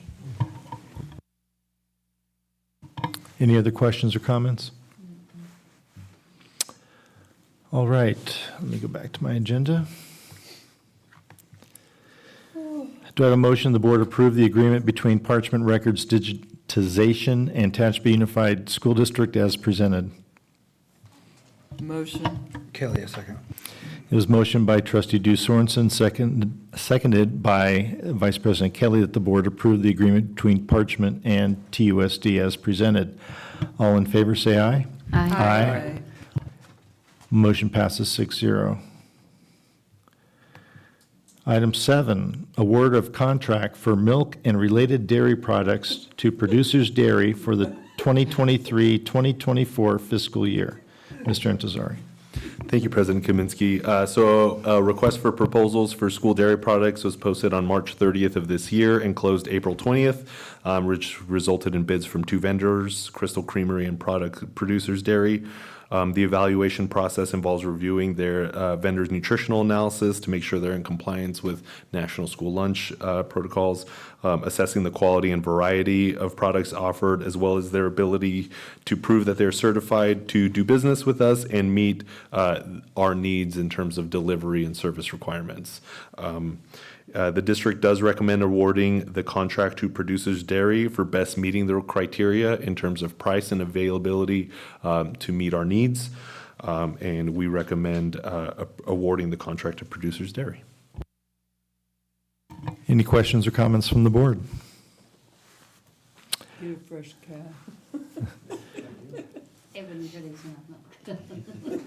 Do I have a motion that the board award the contract for milk and related dairy products to Producers Dairy for the 2023-2024 fiscal year as presented? Motion. Kelly, a second. This motion by trustee Du Sorensen, seconded by Vice President Kelly, that the board award the contract for milk and related dairy products to Producers Dairy for the 2023-2024 fiscal year as presented. All in favor, say aye. Aye. Aye.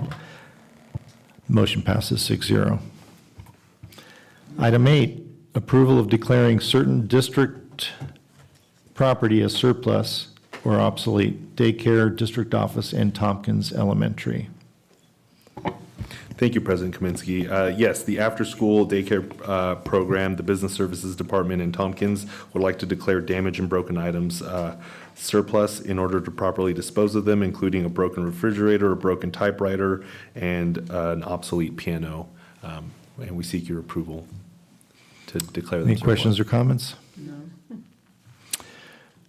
I need a motion to approve, the board to approve declaring certain district property as surplus obsolete, daycare, district office, and Tompkins Elementary as presented. I'll make the motion. It was motioned by Clerk Wood, seconded by trustee Du Sorensen, that the board approve declaring certain district property as surplus obsolete in daycare, district office, and Tompkins Elementary as presented. Mrs. Amaker, roll call vote. President Kaminsky. Aye. Vice President Kelly. Aye. Clerk Wood. Aye. Trustee Cooper. Aye. Trustee Du Sorensen. Aye. Trustee Sweeney. Aye. Motion passes 6-0. Thank you, Mr. Intezari. Would everybody like to take a 10-minute break? Yeah. We're taking a break at 8:25.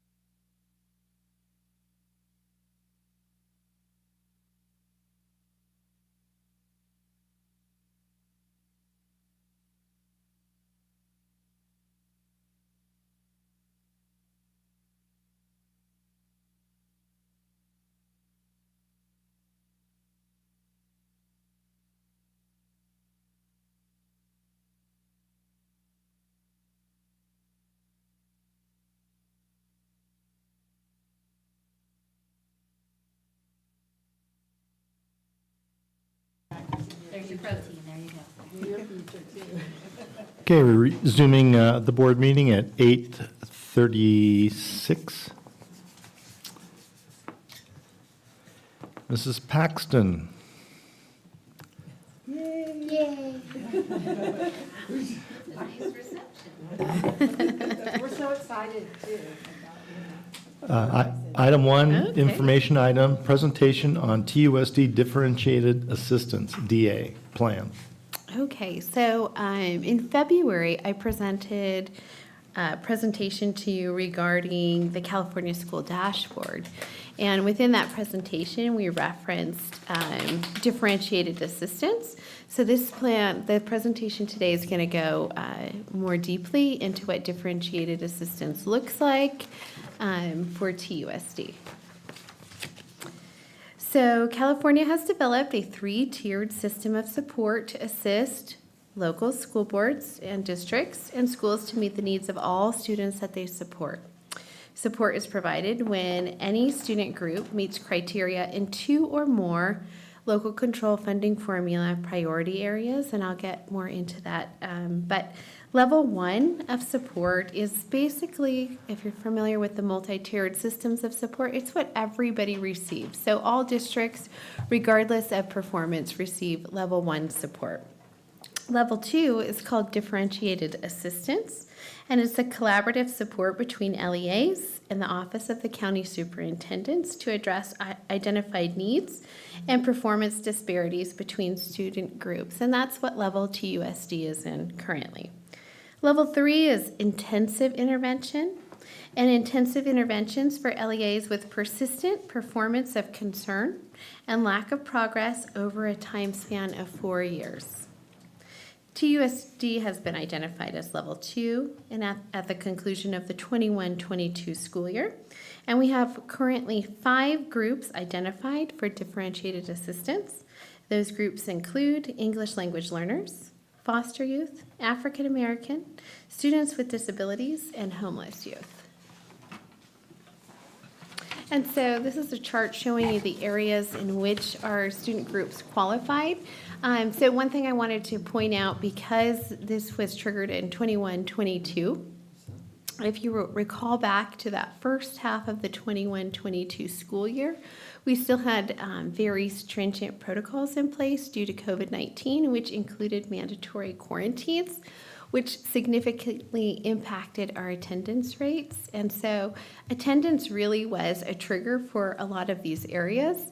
However, our foster youth qualified in 3 areas: school climate, which school climate is suspension, student engagement is attendance, and then student achievement. So the areas that are marked underneath student achievement, students qualified in the very low range in English and mathematics. And that is based on CASP scores. So in my office, and I'm sure in the superintendent's office, we're monitoring our data points very closely.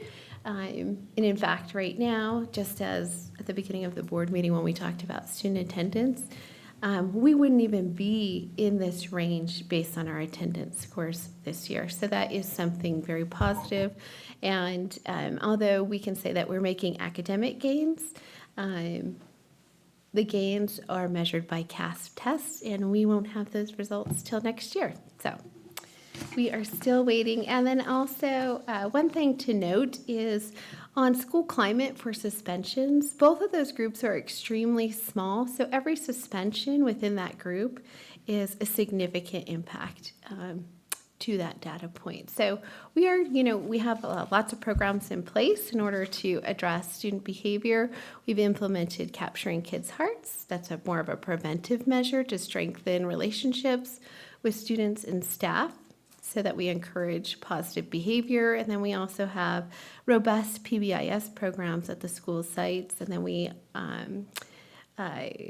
added school social workers to school sites. So we have a lot of things in place to address student behavior and be proactive in encouraging positive behaviors.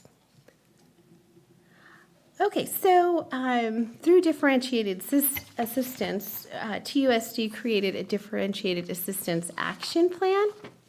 And I'm going to kind of go over what's included in our action plan. It is included as an attachment within the agenda tonight. We have a district plan that we created collaboratively with district administrators, site administrators, and through feedback from Kern County Superintendents of Schools. The plan contains goals, action steps, a resource inventory, identified or potential barriers within the plan, and a communication plan.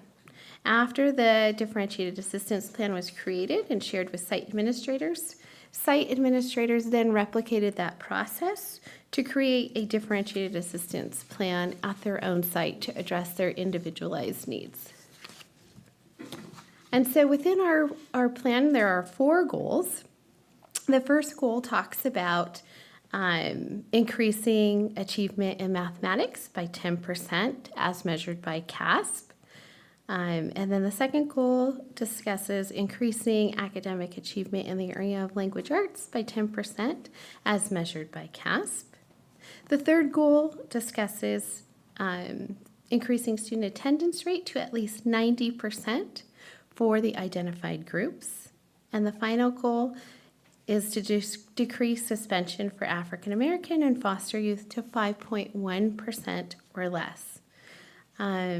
Although we want all of these things for our students, for all students, increased academic achievement, higher attendance, and lower suspensions, but these are the groups that were identified for differentiated assistance, so we will be paying a closer attention to those groups as we go forward. I have a question on number 1 and 2. Increasing achievement by 10% on the CASP, is that the scaled score? Is it exceeded or meeting standards? What exactly is 10% of what? These were, it's 10%, 10 points closer to the cut scores for meeting standards. Okay, thank you. I have a couple of questions. Yes, sir. Trustee Does Cooper? this cover the entire K-12? Yes. Okay. And then the next question is, in terms of the plan development, how much student input did you receive? Because the students that are affected are the ones that you might be looking at to find out what the problems might be. Well, for the creation of the differentiated assistance plan, we did not solicit student input on this plan. However, next month, I will be bringing a different plan to you, and we did solicit input from students from elementary all the way to high school. Yeah. But that input, some of the questions that I asked on the development of that plan had to do with what are some ways that we could better support you, so it was still applicable to this. Okay.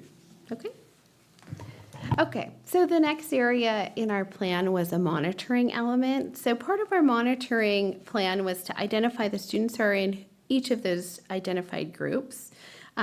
Also develop a plan for consistent data monitoring. What points are we going to monitor? How frequently are we going to monitor them? And how will that be communicated out? Also, we wanted to support school staff in the area of professional development so that we can make sure that we're utilizing effective strategies to move that needle. And then also, TUSD has a wide variety of resources, so we wanted to conduct a resource inventory, really look at what we already have in our district and what we really need to be implementing to support those students. We also assigned roles of responsibility. So who is going to monitor these data points? How frequently are they expected to be monitoring them? And how frequently are they going to be communicating that out? And then what metrics are we using in order to monitor that data? And we've talked about in previous meetings the Kern Integrated Data System, which is a great tool for us because we're able to look at multiple data points on one platform. So for example, iReady, discipline, attendance, grades, all of that would be on one platform for us. I thought you had a question. Okay. And then, just a reminder is academic achievement. It's our EL foster students with disability and homeless youth. attendance, English language learners, foster youth, students with disabilities, African American and homeless youth, and then suspension, foster youth, and African American students. And so the next area is the communication plan, because it's great to have a good plan, but if nobody knows about it, then it's not really effective. And so we felt like this was an important area for not only our differentiated assistance plan, but also for each site's plan. So what we did is we shared this plan with every site. They have access to this digitally. We went through it with them as they developed their own differentiated assistance plan.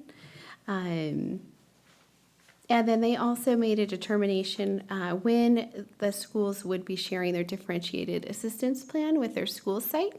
And all of these plans are to be implemented at the 23-24 school year. So all of the sites made an agreement that they are sharing their differentiated assistance plans with their school site at that first kickoff staff meeting in August. So everybody is aware of what the metrics are and how frequently we'll be discussing data and what we'll really be looking very closely at. And then also within everybody's plan, there's timelines for communicating progress on goals. To ensure accountability, and then we'll be retooling plans as we go, because whatever interventions we've implemented, we need to make sure that they're being effective, and if they're not, we need to revise their plan, maybe add additional layers or change the interventions that are being used. And then the last area of our plan is implementation. So TUSD already continuously monitors performance data throughout the school year. This is just being more intentional about the way we are using data and how frequently we are monitoring the data. Like I stated earlier, this will be implemented in August 2023. However, we're already monitoring these things as identified in our plan right now. And then this will be a significant component of our multi-tiered systems of support. So we have a multi-tiered systems of support team from each school site that we meet 5 times a year within the professional development room, and this will be a component of that.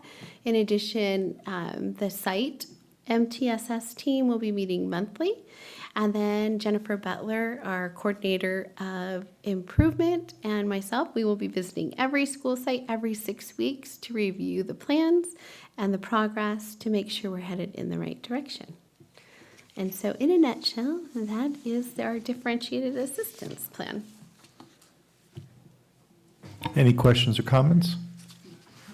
No, very well, very. Okay. So one point, I'm just going to interject in here, because I know that Mrs. Paxton is too humble to read out loud the last bullet that I insisted be included in there, which is that there's been quite a bit of KCOS praise and validation for the plans that have been developed. There is not a state template for differentiated assistance. So this is something that, as a district, we implemented and created, and Mrs. Paxton and Mrs. Butler really wrestled this steer to the ground quickly and got the details in place and have been out actively meeting with each of our site administrators and helping them develop a plan to move forward in furthering the plan at their site, which will support our district plan. So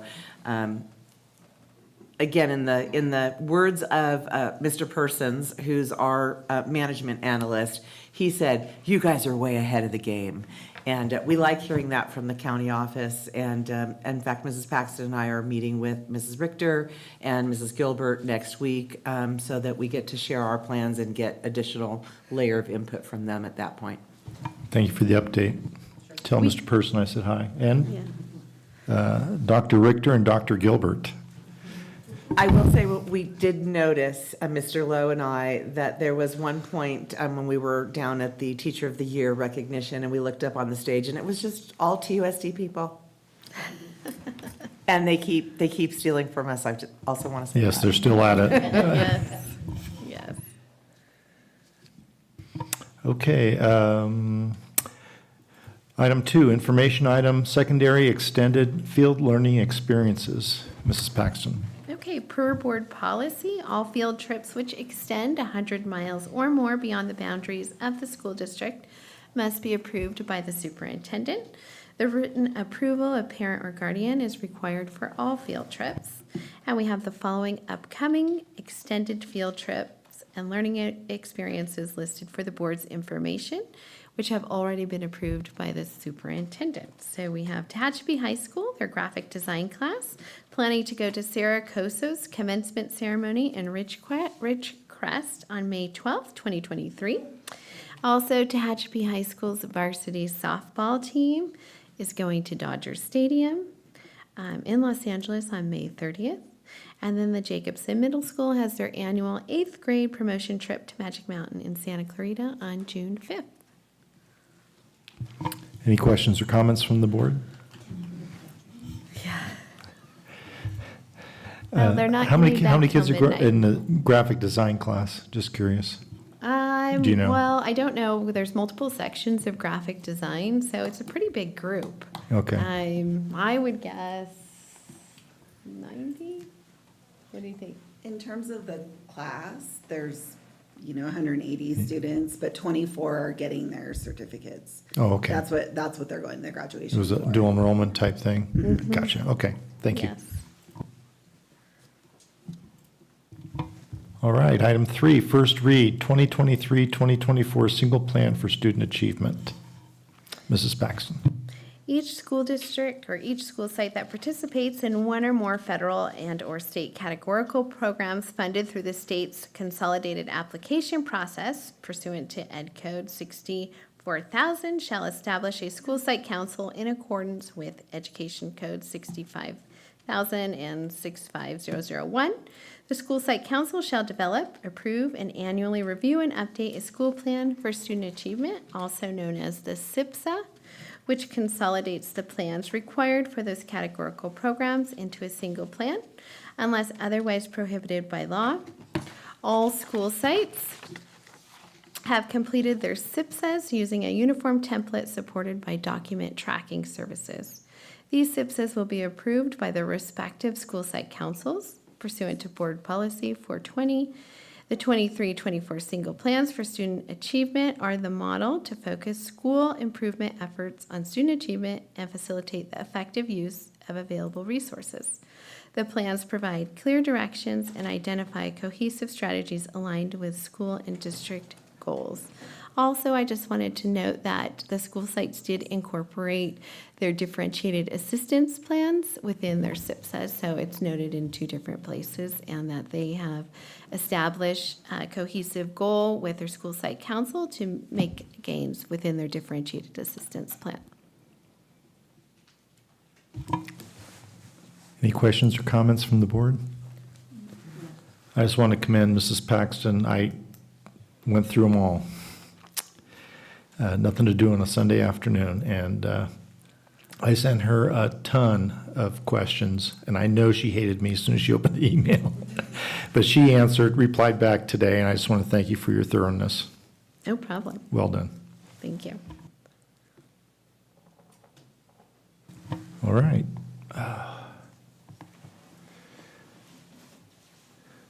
Item 4, approval of coursework, CSU expository reading and writing.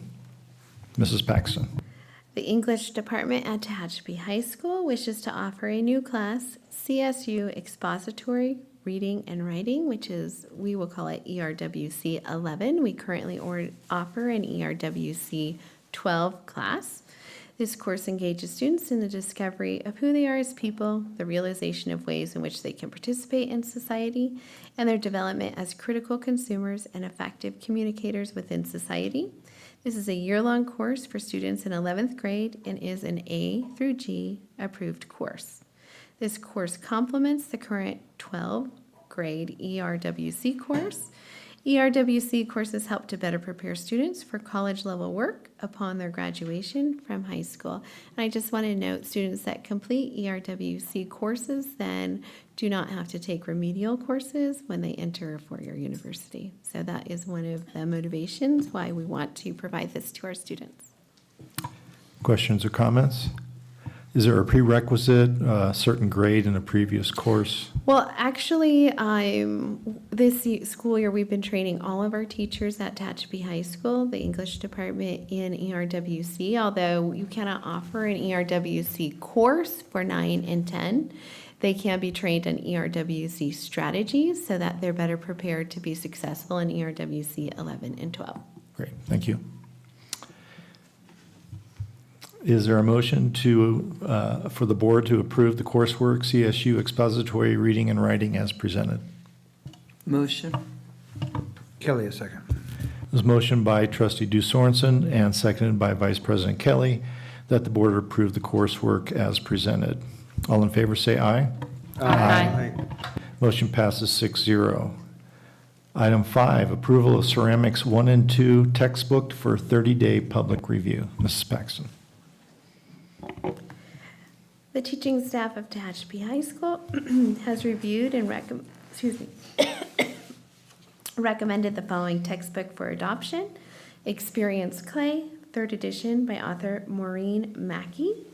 And then pursuant to board policy 6161.1, all recommended instructional materials shall be available for public inspection at the district office for 30 days. Any questions or comments from the board? I need a motion that the board approve ceramics 1 and 2 textbooks for 30-day public review as presented. All motion. Motion.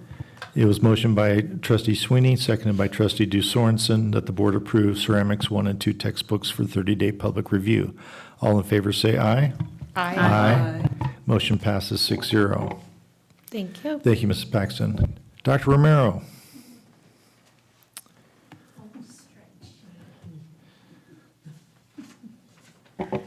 Good evening, President Kaminsky, school board members, Superintendent Mrs. Larson Everson.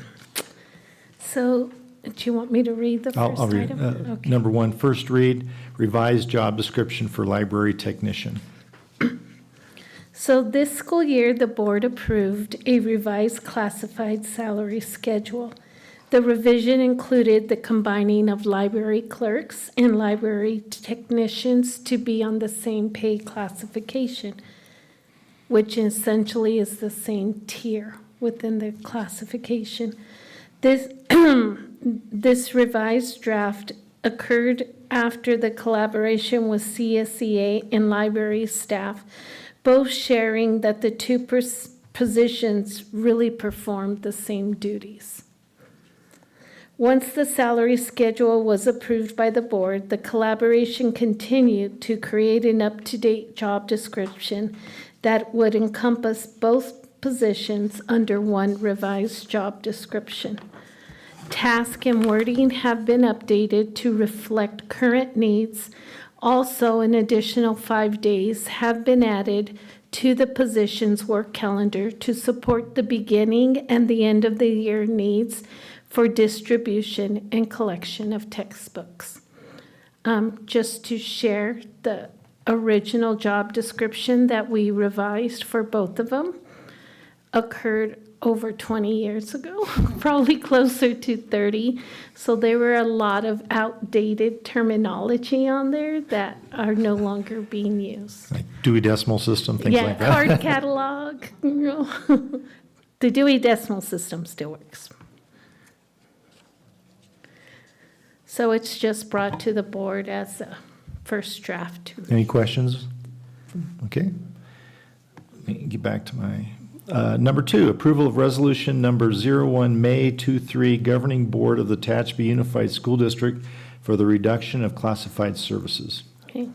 For several years, TUSD has implemented a WIOA program that focuses in on helping young adults tackle barriers to employment in the workforce.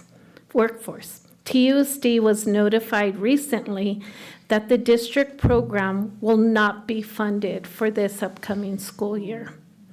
Because grant funding is no longer available for the TUSD WIOA program, the TUSD board is requested to take the appropriate steps to terminate WIOA grant-funded positions in accordance with education code requirements. As we look ahead to the 2023-2024 school year, we will be adjusting our focus on adult education, including our diploma completion program and ESL and CTE courses. All right, thank you. And I do believe I have to read this resolution. Resolution number 01 May 23, resolution of the Governing Board of the Tehachapi Unified School District for the reduction of classified services. Whereas certain classified employees of the Tehachapi Unified School District will be impacted due to the expiration of a grant supporting a specially funded Workforce Innovation and Opportunity Act WIOA program at the end of the current 2022-23 school year. Whereas in accordance with Education Code Sections 45114, 45115, 45117, 45298, and 45308, and Article 16 of the district's collective bargaining agreement with the California School Employees Association and its Chapter 466, the district hereby finds that it is necessary and in the best interest of the district to eliminate the following classified services as a result of the expiration of a specially funded program. Classified services is WIOA technicians. Full-time equivalent is 1.25 FTE. Total reductions, 1.25 FTE. Now, therefore, be it resolved that effective June 30th, 2023, the classified positions set forth above shall be discontinued to the extent set forth above. Be it further resolved that any notices issued by district administration in accordance with law to those employees affected by this action are hereby approved and/or ratified. Be it further resolved that the superintendent or the superintendent's designee is authorized and directed to take any other actions necessary to effectuate the intent of this resolution. So, is this a roll call vote? Yes. Yeah, okay. Do I have a motion to approve the resolution as presented? Motion. Kelly, a second. It was motioned by Trustee Sorensen, seconded by Vice President Kelly, that the board approve resolution number 01 May 23, Governing Board of the Tehachapi Unified School District for the reduction of classified services as presented. Mrs. Amaker. President Kaminsky. Aye. Vice President Kelly. Aye. Clerk Wood. Aye. Trustee Cooper. Aye. Trustee Sorensen. Aye. Trustee Sweeney. Aye. Motion passes 6-0. Can I ask a question? Dr. Romero, do you guys still have the workability program for the special ed students that was so long? I could see everybody nodding. Yes. Okay, thanks. I was just wondering with all that going on. No, it's okay. Yes. Item 3, approval of declaration of need for fully qualified educators 2023 to 2024. Dr. Romero. It's that time of year again. So the declaration of need will allow the district to fill positions when a fully prepared teacher is unavailable for hire. Under the declaration of need, the district confirms it has made reasonable efforts to recruit individuals for assignments in the following order. A candidate who qualifies and agrees to participate in an approved internship program in the region of the school district, an individual who is scheduled to complete initial preparation requires within 6 months, and if a suitable individual who meets the priorities listed in subdivision A is not available to the school district, then the district, as a last resort, may request approval for the assignment of a person who does not meet the criteria through PIP, a STIP, variable term waiver. Any questions or comments from the board? I need a motion for the board to approve the declaration of need for fully qualified educators 2023 to 2024 as presented. Motion. Second. It was motioned by Trustee Sorensen, seconded by Trustee Cooper, that the board approve the declaration of need for fully qualified educators 2023-2024.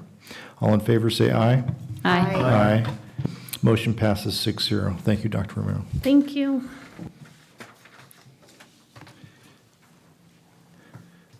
Item 11, future items. Does any trustee have anything they wish to bring up at a future meeting, or something you might need report from staff? I do.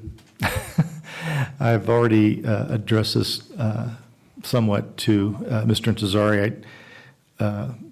I read a CSBA article, or I'm sorry, it was CSBA, on some districts that are in trouble with when the ESSER money runs out. So I would just like a report made, no hurry,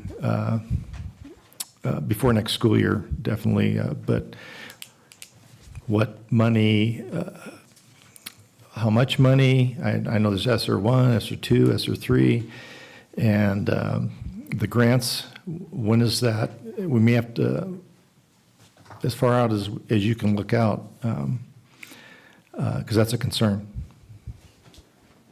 For us too, but Yes. keeping an eye on it. And for us to, it's, I'm trying to find a polite way to say it. It's our, we're accountable for it. So, thank you. Anything else?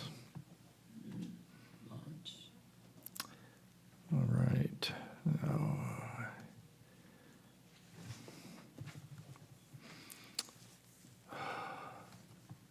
Sorry, I'm having cursor issues. I know it's launch, but I don't see it. Item 12, launch. I know the superintendent's taking care of this one. I am. Thank you, President Kaminsky. So before I give the official launch, I also want to send a big shout out and thank you to Adalia Amaker and Aaron Selberg, because they are the ones who so beautifully set up this evening's boardroom with balloons and the refreshments and all the awards and got everything organized for us. So kudos to them for that. And now we'll move on to the official launch, which in honor of Teacher Appreciation Week, I have a quote to share, and then we'll follow it up with a short little video. And so this quote comes from Sidney Hook, who said, "Everyone who remembers his own education remembers teachers, not methods and techniques. The teacher is the heart of the educational system." And as you hopefully all saw this evening, evidenced by the people in this room and the comments that you heard, our TUS teachers definitely have heart. So with having said that, we have a short video to watch, and it is very short. It's about a minute.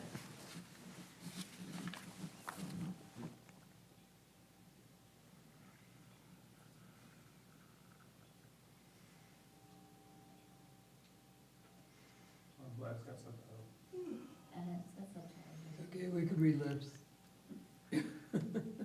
Yeah, where's our sound?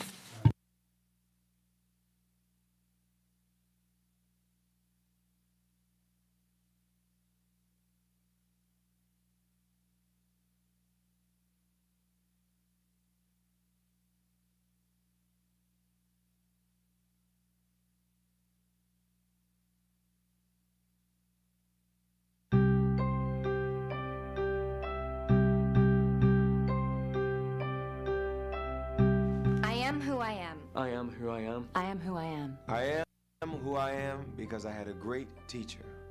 A great teacher is a work of art. A great teacher is key to That's the cheater's way when you don't know how to fix the technology part. Yeah, let me see if I can get this.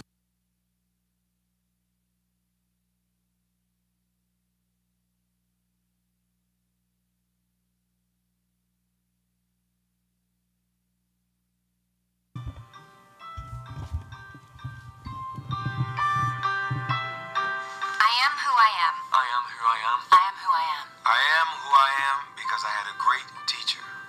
A great teacher is a work of art. A teacher changed my life. Linda Bodie, Hunter Frost. Mr. Isaacson. Mr. Khan, I learned that I didn't need to be like everybody else. I learned that everything is possible. I learned not to sweat the small stuff. I learned that you can approach knowledge with a sense of wonder and fun. I didn't learn how to speak Spanish, even though she was my Spanish teacher, but I did learn how to be myself. Mr. Isaacson, it's been a long time, but thank you. I'm Minnie Darcy, Craig Smith. Thank you very much. Thank you, Hunter Frost. Mr. Glass, I thank you. Charlotte Pace, thank you. To each and every one of my teachers, thank you. Muchas gracias, Senora Flower. Te amo.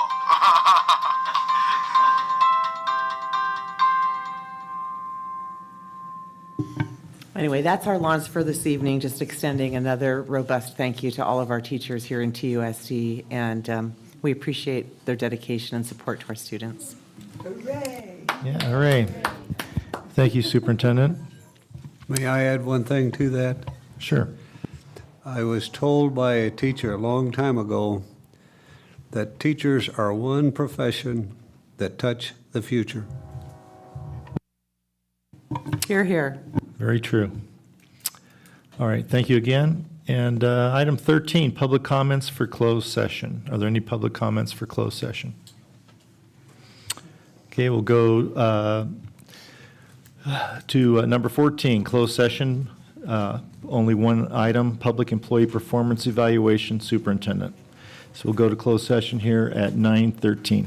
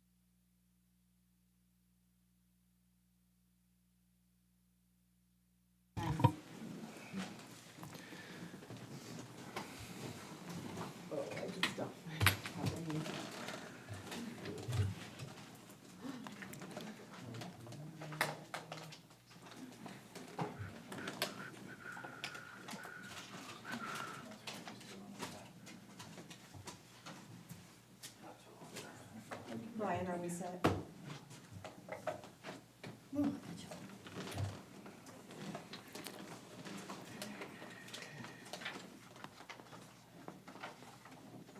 right. Ready? All right, we're returning from closed session at 11:14 with consensus of the board to finish the superintendent's evaluation, so we were past 10:30. I have to note that trustee Cooper left at 9:30 and trustee Due Sorensen left at 10:45. And just wanted to put on the record that last month, we met in closed session for the superintendent's evaluation. That was each individual board member filling out an evaluation. I consolidated those between that meeting and this meeting and presented it to the board and the superintendent tonight. And with that, we're on item 17, adjournment at 11:15.